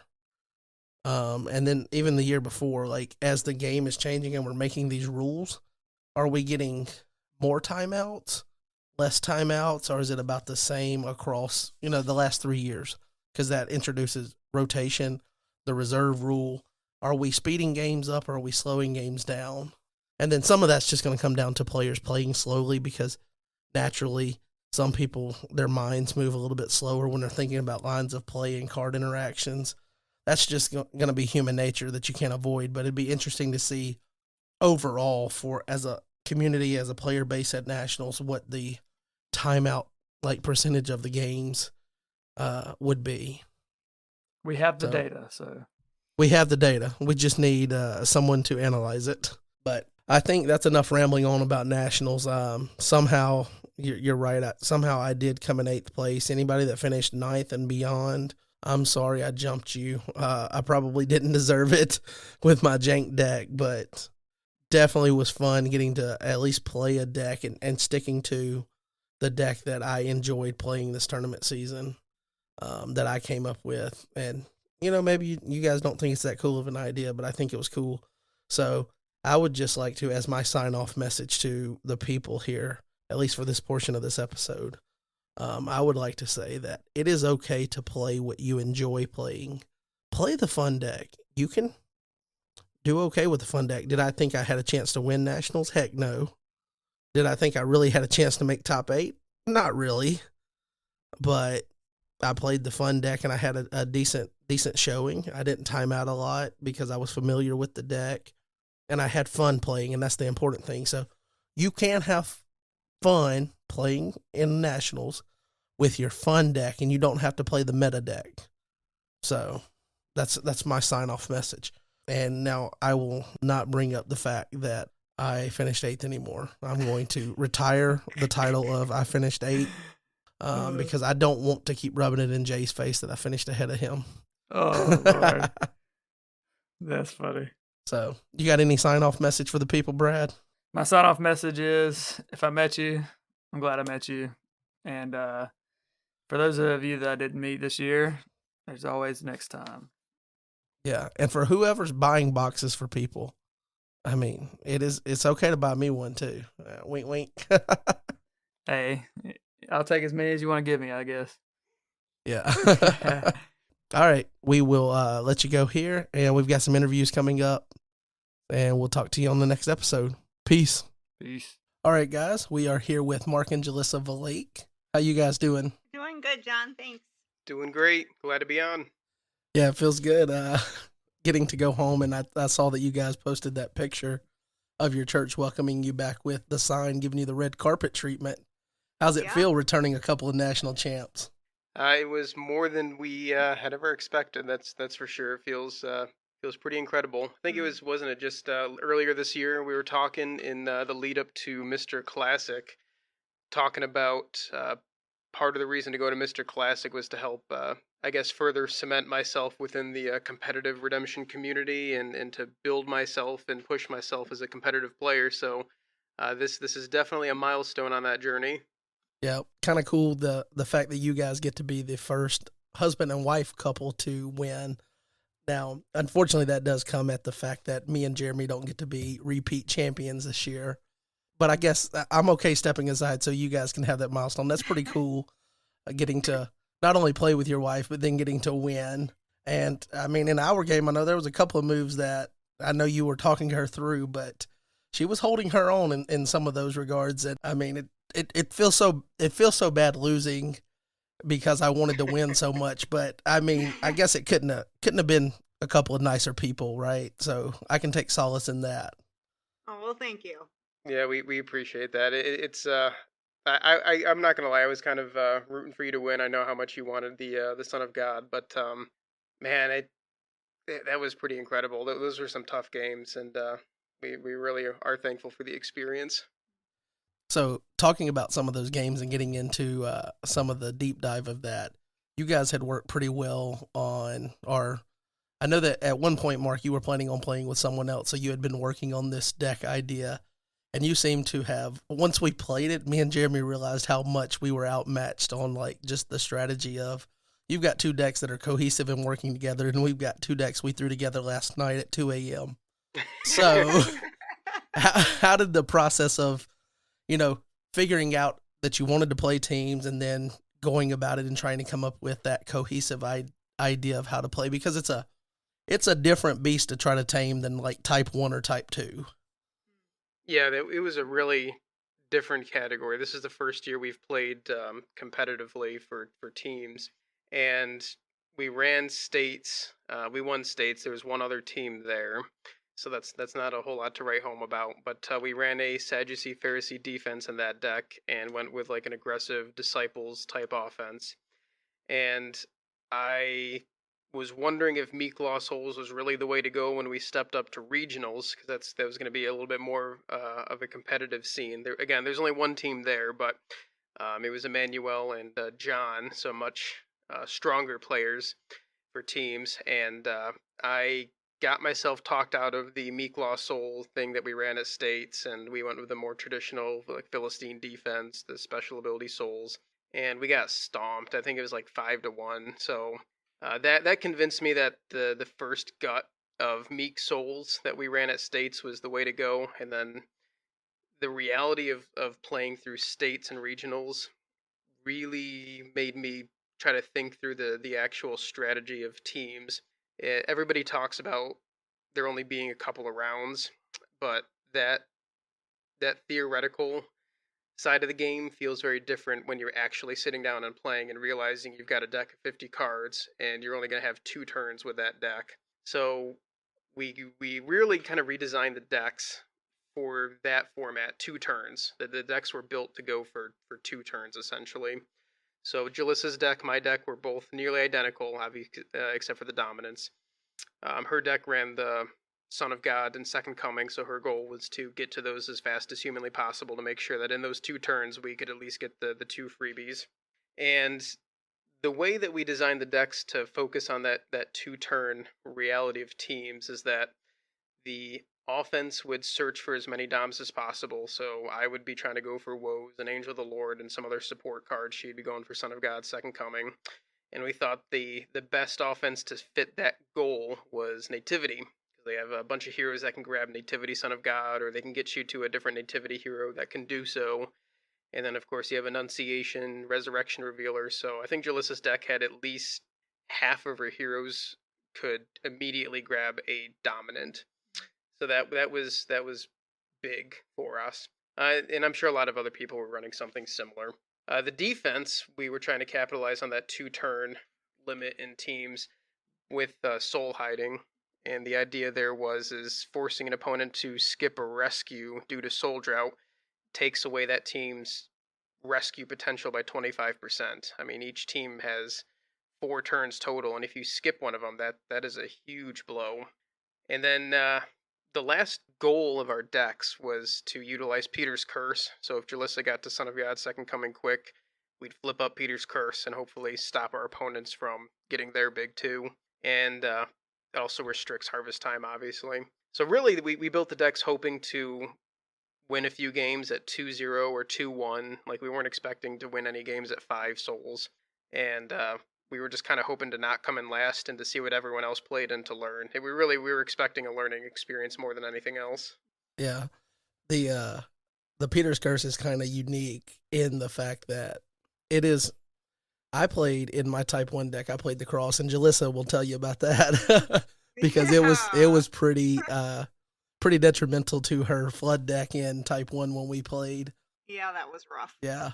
But Peter's Curse, having that cannot be negated part of it for 3 turns, makes it really tough to interact with, even if you have, a way to negate a card or something that generally would be able to take out a neutral card. So I'm glad we didn't actually see that part of your deck come out on top of it, because you guys opened, and it's a card that when it was announced or spoiled at first, we all knew how good it was going to be. And then it just kind of, in my mind, I have never put it in a deck, but Gifts of the Magi, and you guys opened with double on your first turns, and we both have Priest of Zeus down, so you got to bounce our Priest of Zeus, put down your search counter, and it was just like, we knew we were going to lose, or we knew we weren't getting to a full win when you dropped those 2 things down. It was a matter of trying to make sure we didn't get a full loss, and I think we ended up doing that. I think we lost in time. You guys got to 4, right? Or did you get to 5 on us? I can't remember now. We won 3-2. It was a pretty narrow victory there. It was a tough game. It was a stressful game because we knew that I think you guys were probably favored to win, having done it before. So I was kind of put on tilt even before we sat down at the table, to be honest. Well, I wish I could have leaned into that and put you further uncomfortable, but man, throwing those decks together, and I'm getting cards, and I'm trying to figure out how they're going to work in the deck itself that I have, and then also how they're going to interact with the board state. And you guys had just a fundamental plan, like even if you were planning on getting timeout wins and whatnot. And I think that was the coolest thing about our game, was seeing that.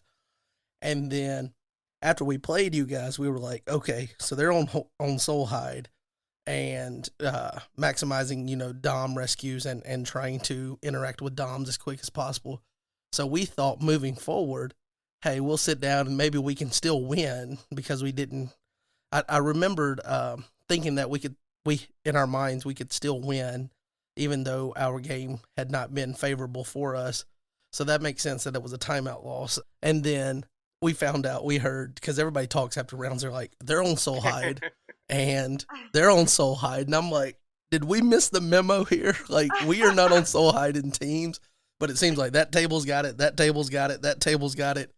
And I was like, dude, I think we missed the boat. I think we are cooked. And then we got to play Rob and Dave Smith, and we sat down with them, and that was a crazy fun game. Like, it was legitimately a crazy fun game, because we were all like trash talking and misplaying so bad. But Rob does this rescue.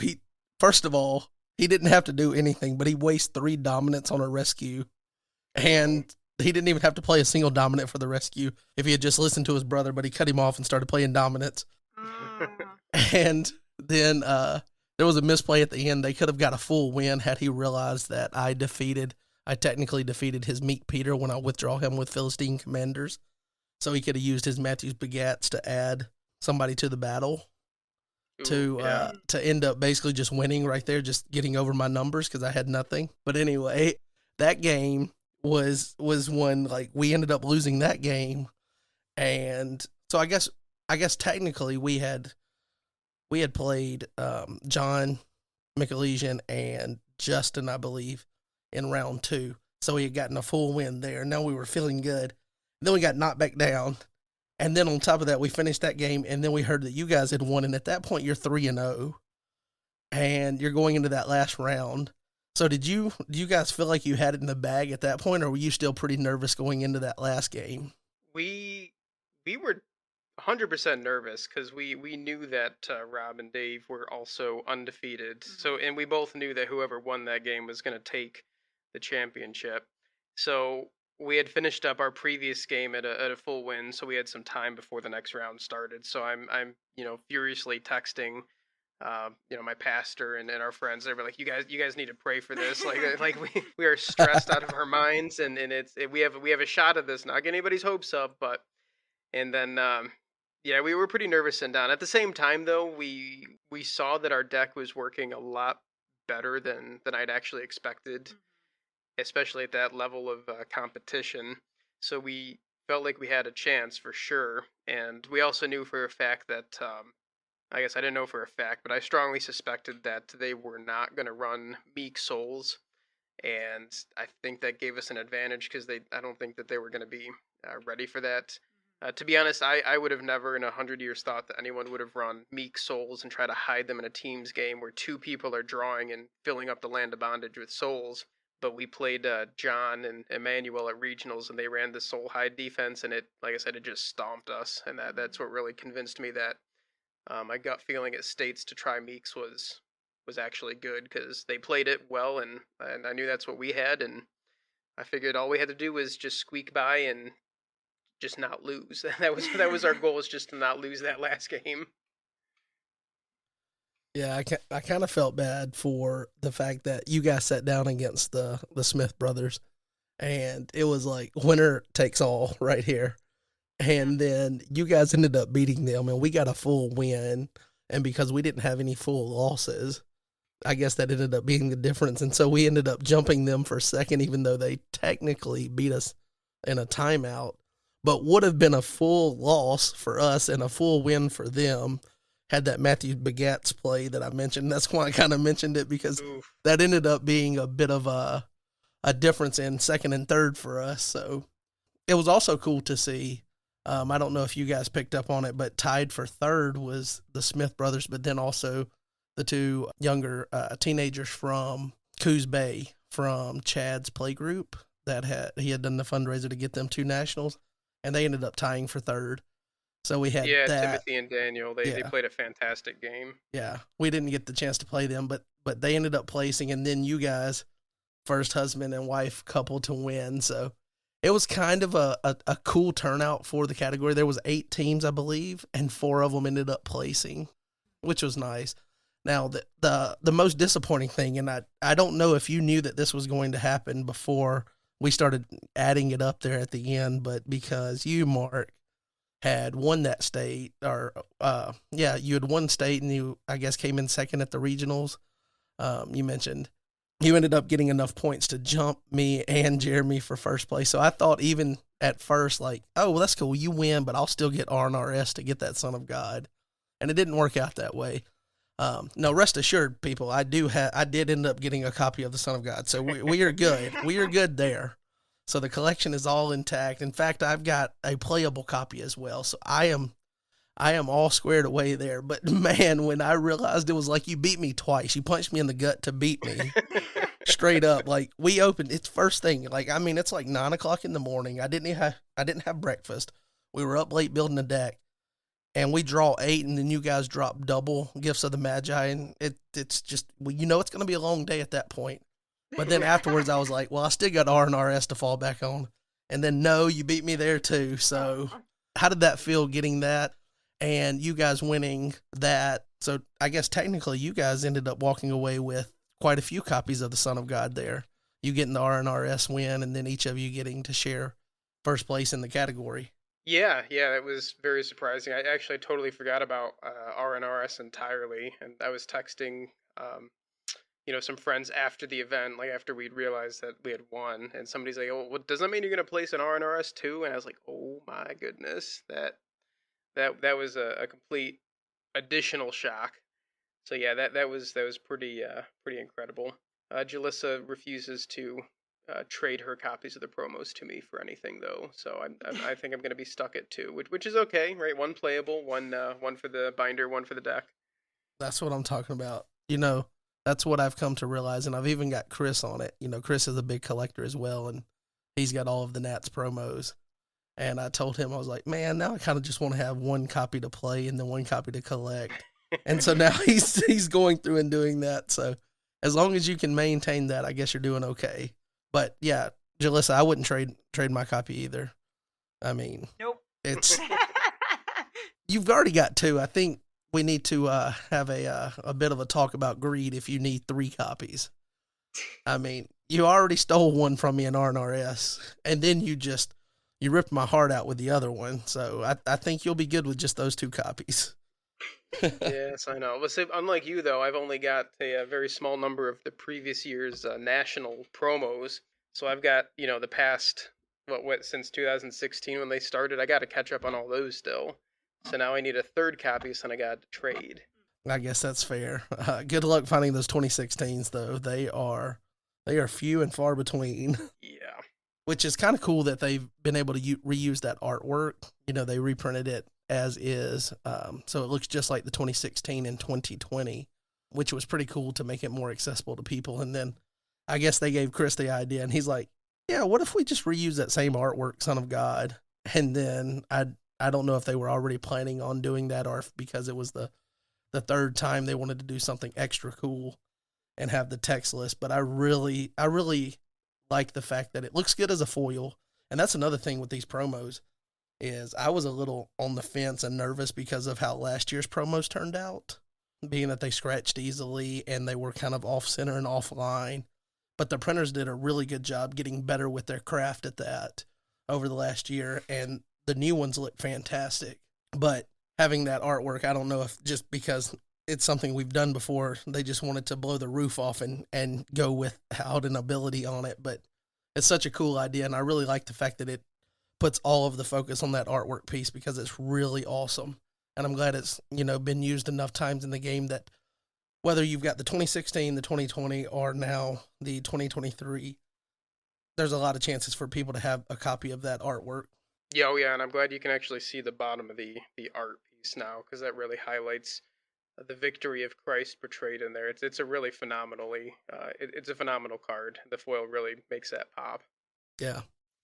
So I guess I would be remiss if I did not ask you this question. But after playing multiple rounds, what was it? We played 4 rounds, I believe. Yep. For teams. And even a small field, you still got 4 rounds there, and you said it was pretty nervous through each of those, and you sat down, you thought you were on tilt the first one. Overall, I'm guessing there was nerves, it was stressful at times, even like you said, you sat down knowing that you had a chance to win that last game and was pretty nervous.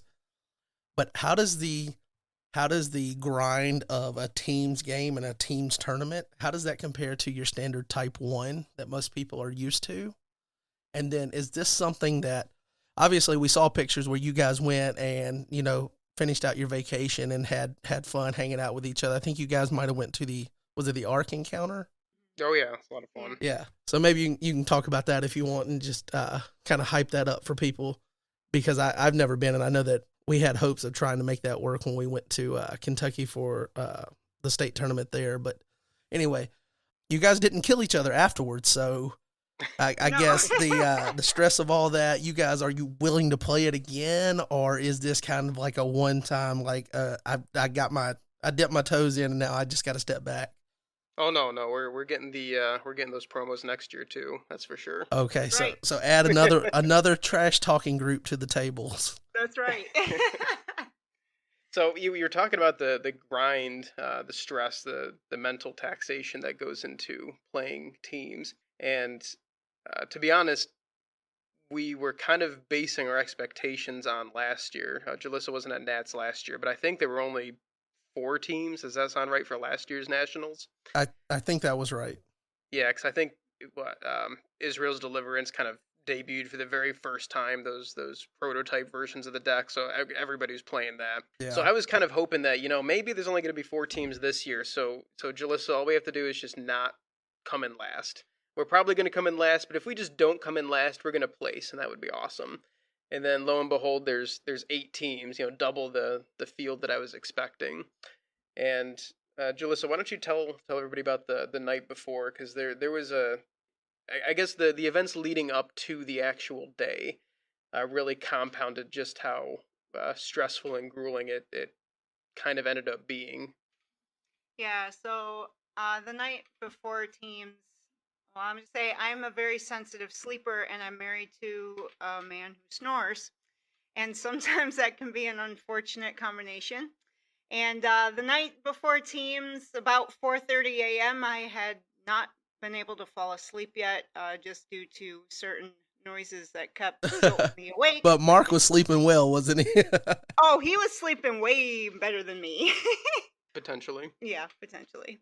Well, 4:30 a.m. I just, I was like, well, the night is shot, and I just kind of had a meltdown. I started, crying. I'm like, I'm not going to be able to be a good team player tomorrow. I'm not going to be able to think. I'm so sleep deprived. I already felt, pretty horrific. But praise God, I'm married to a wonderful husband who said to me, all right, I'll stay up and you sleep as much as you can before we have to leave.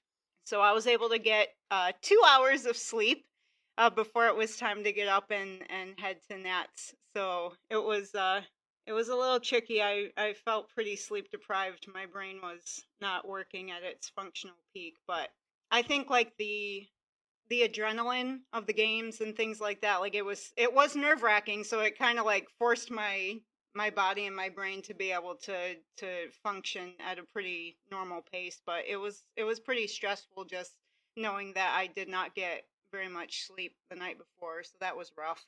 So the magic word for next year, Mark, is connecting rooms. Separate rooms. Connecting rooms. Right. Yes, yeah, that's something to consider for sure. Yeah. And just for the record, I wasn't awake, listening to my wife and be like, oh my goodness, will she just be quiet and let me sleep? Oh, I was no. totally out, so I had no Yeah. clue what was going on until 4:30. until 4:30 when she was very much awake. And like she said, I got up, basically, watched some TV on my phone, some headphones, snuck into the bathroom and just kind of sat on the hotel bathroom floor, sleeving up our decks and arranging them to the deck lists, and we made it work. We were both a bit tired, but she played well, and we made it work as a team. Yeah. There's been a rumor going around that I also snore like crazy. So I always tell my wife, well, I've never heard it, so it's never kept me up at Exactly. Yeah, night. you don't hear it. So, but you mentioned that you were in the hotel bathroom. Was that the only place that you could find good lighting? Because we had the worst lighting in our hotel, and I think we stayed at the same hotel. I saw you get the Yes. guys the day that we checked out. So like the lamps did not give any. So when I mentioned earlier, like 2 a.m. building a deck, and I did that for Type 1 too. I threw together, I changed what I was going to play last minute and just threw something together from memory. Man, you know better. I know better, but hey, I got 8th place. So it didn't do that bad. Although my Type 1 deck was jank, bro. Like I left out Deceiver and Another Way to the blocks in my reserve.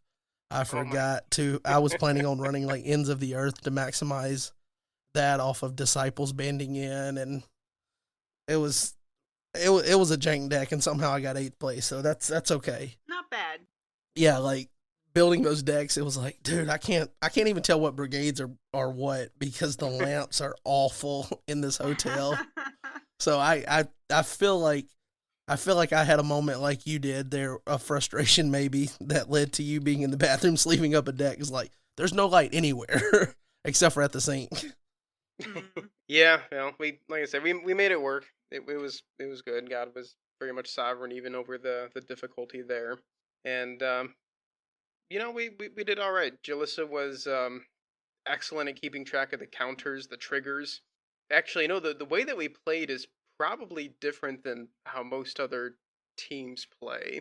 And from what I've seen, usually when there's an opponent making a rescue attempt, both of the teammates kind of look at each other and they say, you got a blocker, or how confident do you feel? And the way we played was basically I was team captain, if you will, making the majority of the decisions for us, and Jalissa kind of followed suit. So if somebody rescued against us, we would basically, she would say, what was, what I'd ask, what's in your hand? What are the specific evil characters that need evil enhancements? Which gave up obviously the hand knowledge. We couldn't keep her hand secret. But what that allowed us to do was, if I knew exactly what was in her hand, and obviously I knew what was in my hand, we could make the single best response to that rescue attempt. And when you've only got 2 rounds, you can't afford to not make the best possible choice in every situation. So I think what you give up in hand secrecy, I think it more than makes up for in having one person kind of make the decisions for both decks. It's like one person in a cohesive, focused way being able to work off of 2 hands, extra resources. Imagine playing type 1-2 player and having 2 hands to work off of, and then making the best decision based on whichever hand was better suited to that specific situation. So I don't know. Maybe somebody's done that style of playing teams before. We kind of did it out of necessity because Jilissa had never played teams before this, some practice games and such. And she had never run a nativity offense before either, so she just felt more comfortable if I were kind of making the calls for her. And I think it just works well as a general strategy. I think we're just going to do that intentionally going forward, and I wonder if other people might catch on and try that as well. Definitely seems like a solid strategy if you have one player that has a little bit more experience than the other, because that's kind of what happened when we played Sean and Owen, because Owen is a newer player and Sean was kind of walking him through and helping make some of the decisions, but there was no strong deck knowledge of each other per se, except for, the knowledge of putting the decks together right before the category. Yeah. So it was more like, tell me everything in your hand, and then I guess we'll just figure it out after that. But you guys more of, hey, what's in your hand? And now like the rest of the deck and different searches and things that you can do off of characters and whatnot. That's definitely a unique way to do it. I know some of the old school people that used to play teams, you hear some of the stories of them having their secret language or their code words and things. And I don't think it's already stressful enough. I'm not trying to learn, a new language to keep apart from somebody, or code words that mean things. I'm just here for the promos like you. I saw easier path to the promos. Also, I stink at sealed deck, so it makes it easy too. No, I hear you. I guess let me ask you this, and kind of we can get both of your perspectives, because Jilissa hasn't played as much teams as you have, and you've played a little bit more, so we can get both sides of it. But I know that I enjoy teams. Even if I knew I was never going to win teams again, I would probably still play it at times, for the fact that I enjoy 4 people at the table, like when we played Rob and Dave Smith, and we ended up losing, but it's just like, it's so fun because you're kind of trash talking, just throwing it around back and forth. It's more of you're not as invested to where, like, you lose that game, you're going to walk away and be like, man, you just walk away. You just go away, right? But I know a lot of people, they've either tried it and it's just not for them. They don't like I mentioned the word grind of it earlier, and I think that's kind of a great way to put it, is it does take a different mental strain to keep up with it, especially if they're putting you on the clock, which I don't know if you guys got put on the clock, but I got put on the clock a couple of times. They were watching our games, and it's just like, all right, bro, I'm not as invested to this. I'll pass turn or whatever. But do you think that there is improvement that could be made? And then do you have any just things that you've observed that you would, if you were making the changes to improve the format and make it more accessible to people so they didn't come in and have potentially a frustrating experience, what is something that we could clean up? And then do you have an idea of how to clean an area? Like, one thing that I would like to do is get rid of like shared fortresses and things like that. So each deck stands on its own and there's no confusing, are we sharing this or are we not? No shared cards. I'm cool with that. That's one of the things that I would like to see, just to kind of clean up the deck building and understanding the interaction, because it's a lot to read when you look at a board state that has 4 players having cards out. So do you guys have any observations that you made throughout this event at Nationals? And, Mark, leading up, you played it. So you got any areas that you think could be touched up? I mean, as a non-expert in the field, I'm curious to see how the game would change if for the better or the worse if we did away with intro prep phase. And the only reason I say that is the game takes a long time to play. I mean, we're literally talking 2 turns each player. So most of the time you spend at the table, you're just kind of sitting and reacting, but you're not actively doing a whole lot. And I noticed in some of the intro prep phases on some of the rounds, we'd start the game, 20 minutes would go by, and okay, now we're starting our very first turn of the game, or 30 minutes would go by. Now it's round one, and that's a lot of time to eat into the clock without any potential to rescue or move the game along. In fact, where all you're doing is setting things up to typically slow each other down, right? Put up your counters. So that might be something to consider. Um, I had fun the way that it currently is. It was definitely a different experience, and it's interesting even when you're being passive, just to have that razor sharp eagle focus. With making sure that your triggers are always getting triggered. You don't let the person just kind of breeze by and start their next action. Like, no, hold up, I got a shield trigger here. So that definitely takes a lot of focus even when it's not your turn. So there is an element of being active. But yeah, I mean, I'd be curious to see what the game would look like without intro prep phase. Do you have any thoughts as a new player, Babe? Like anything that surprised you versus Type 1 or? Well, I mean, I'm not a really experienced player. I've only been playing about a year now, so the whole, idea of this team's scenario was definitely strange and unique in and of itself. I mean, I enjoyed it. I appreciated that since I was such a new player and really had no experience. I liked that Mark was able to kind of like take the lead on things, and I just needed to come beside him and kind of support and catch triggers and such. But yeah, I mean, like Mark was saying, the time that it takes, especially like with just the intro prep phase, it would be interesting to see, if that got snipped, how it would affect the way that teams is played. I think that's probably the first one that most people go to is that intro prep because you're spending that time without the chance of advancing the game towards, the soul count getting to 5. So it's like actions that are a turn, but the turn doesn't actually get you to the win condition. And then you have so many timeouts, which I mean, it's thankful if you can come in second place because of timeouts. So I guess I can't knock it too much, but I've had a lot of different ways to suggest, and I've probably talked Tyler's ear off of things that we could try in teams because I don't want it to end up being like multiplayer and just go away because I think it's really cool, the concept of it, and I'd like to get it to a more playable form to where it's more casual going and 2 players that are newer could sit down with 2 players that are more, veteran players. And it's a cool way to learn the game and go through interactions there without feeling like you're a new player on an island just getting getting bashed by somebody that's got a tune Type 1 deck.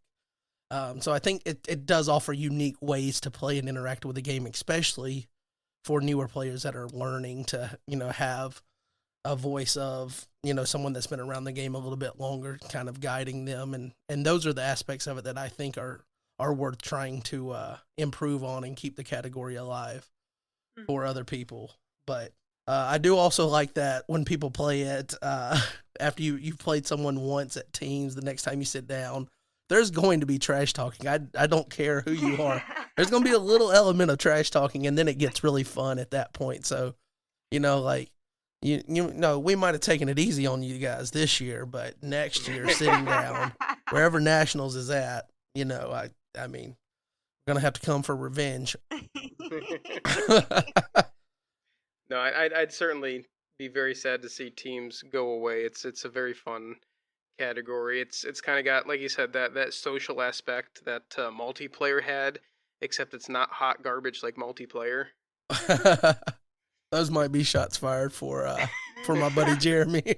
He is a savant for multiplayer, so I guess that's kind of all I had to ask and had thought about bringing up, I think, as far as the teams category goes.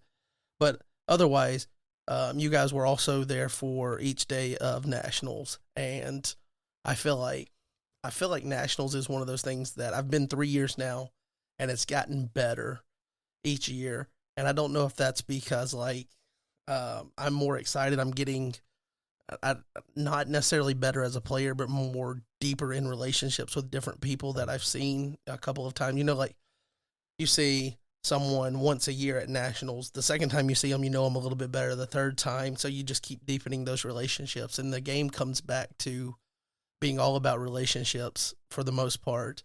And I think that's what makes nationals such a awesome experience. But just kind of encapsulating the whole event of nationals, how did you guys enjoy nationals this year?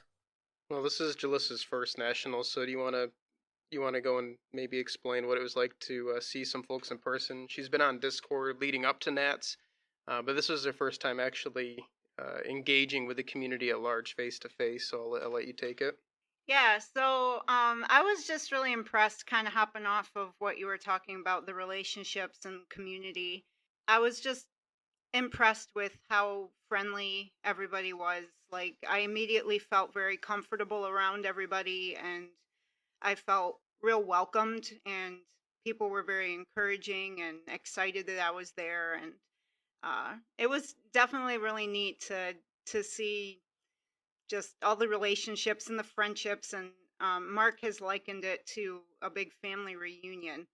And he's like, it's really fun. Everybody's, we're all great friends, and it's like a big family reunion. And when I was able to actually go myself, I was able to really see that being played out. And yeah, it was a great experience for me. I really enjoyed meeting people. It was exciting to be able to meet Jay. I was learning his flood deck, and really have been enjoying learning how to Learn how to the place deck that ahead he of him. created. Huh? Learn how to place Yeah. ahead of him with his own deck. Oh, yes, I did.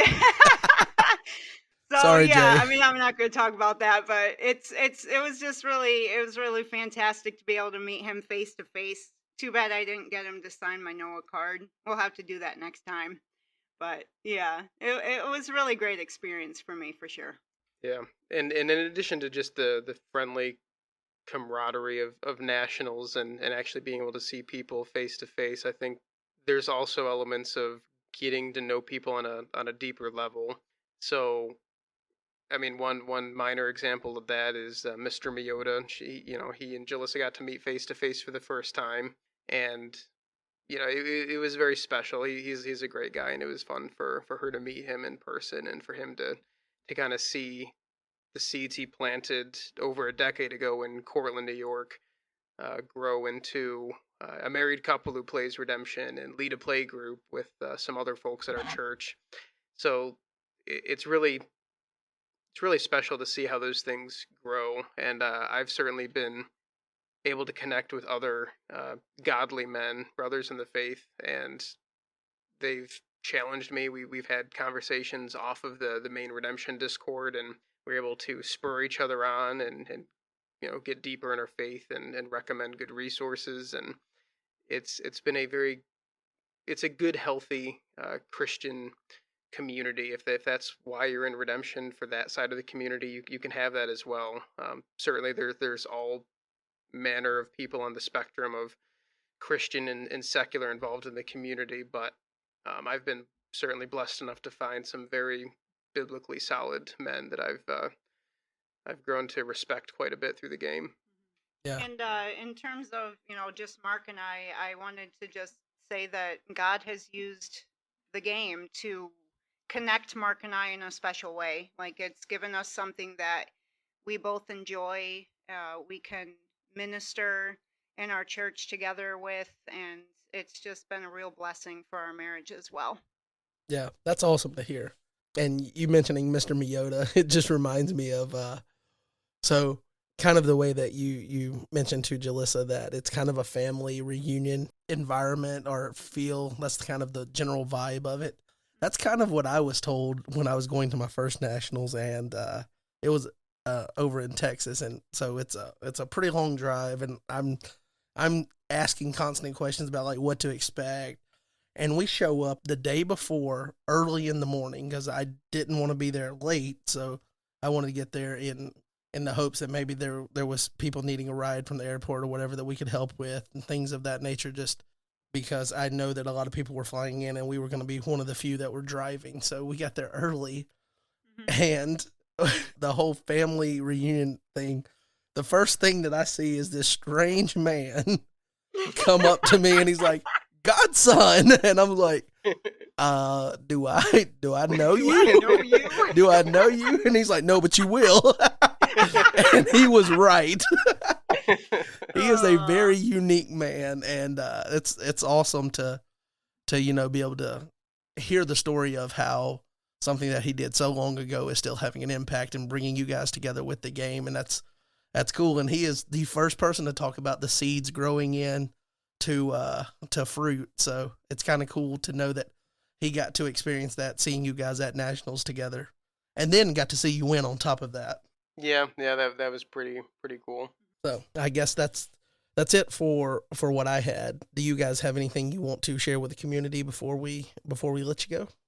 I mean, play teams. It's a great category. You can try different things. There's weird little things you can exploit. So it's fun, and you don't have to be a top tier player. I mean, have somebody kind of lead the deck if they're a bit stronger, and you can have fun. We had a lot of fun with it. Absolutely. Teams is awesome. Everyone should play teams. I think that's a perfect note to leave on. So play teams, and we'll talk to you later.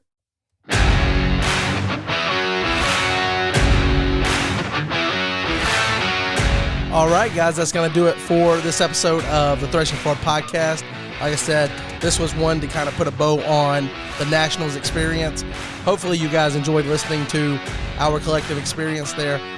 And hopefully you enjoyed listening to the interview there with Marc and Jilissa Lake. As I mentioned before, we're at least going to have Brian Jones on for an interview later on that we'll just throw at the backside of a future episode as a bonus for you guys. So it won't be part of the main episode for whatever given week. It'll just be a bonus for you guys because I know you like the long episodes. So we'll just do that for you. And we'll be planning on talking about all the new cards coming into the card pool on the next episode. And that will be with me and Brad. And we'll look forward to hanging out with you then. Peace.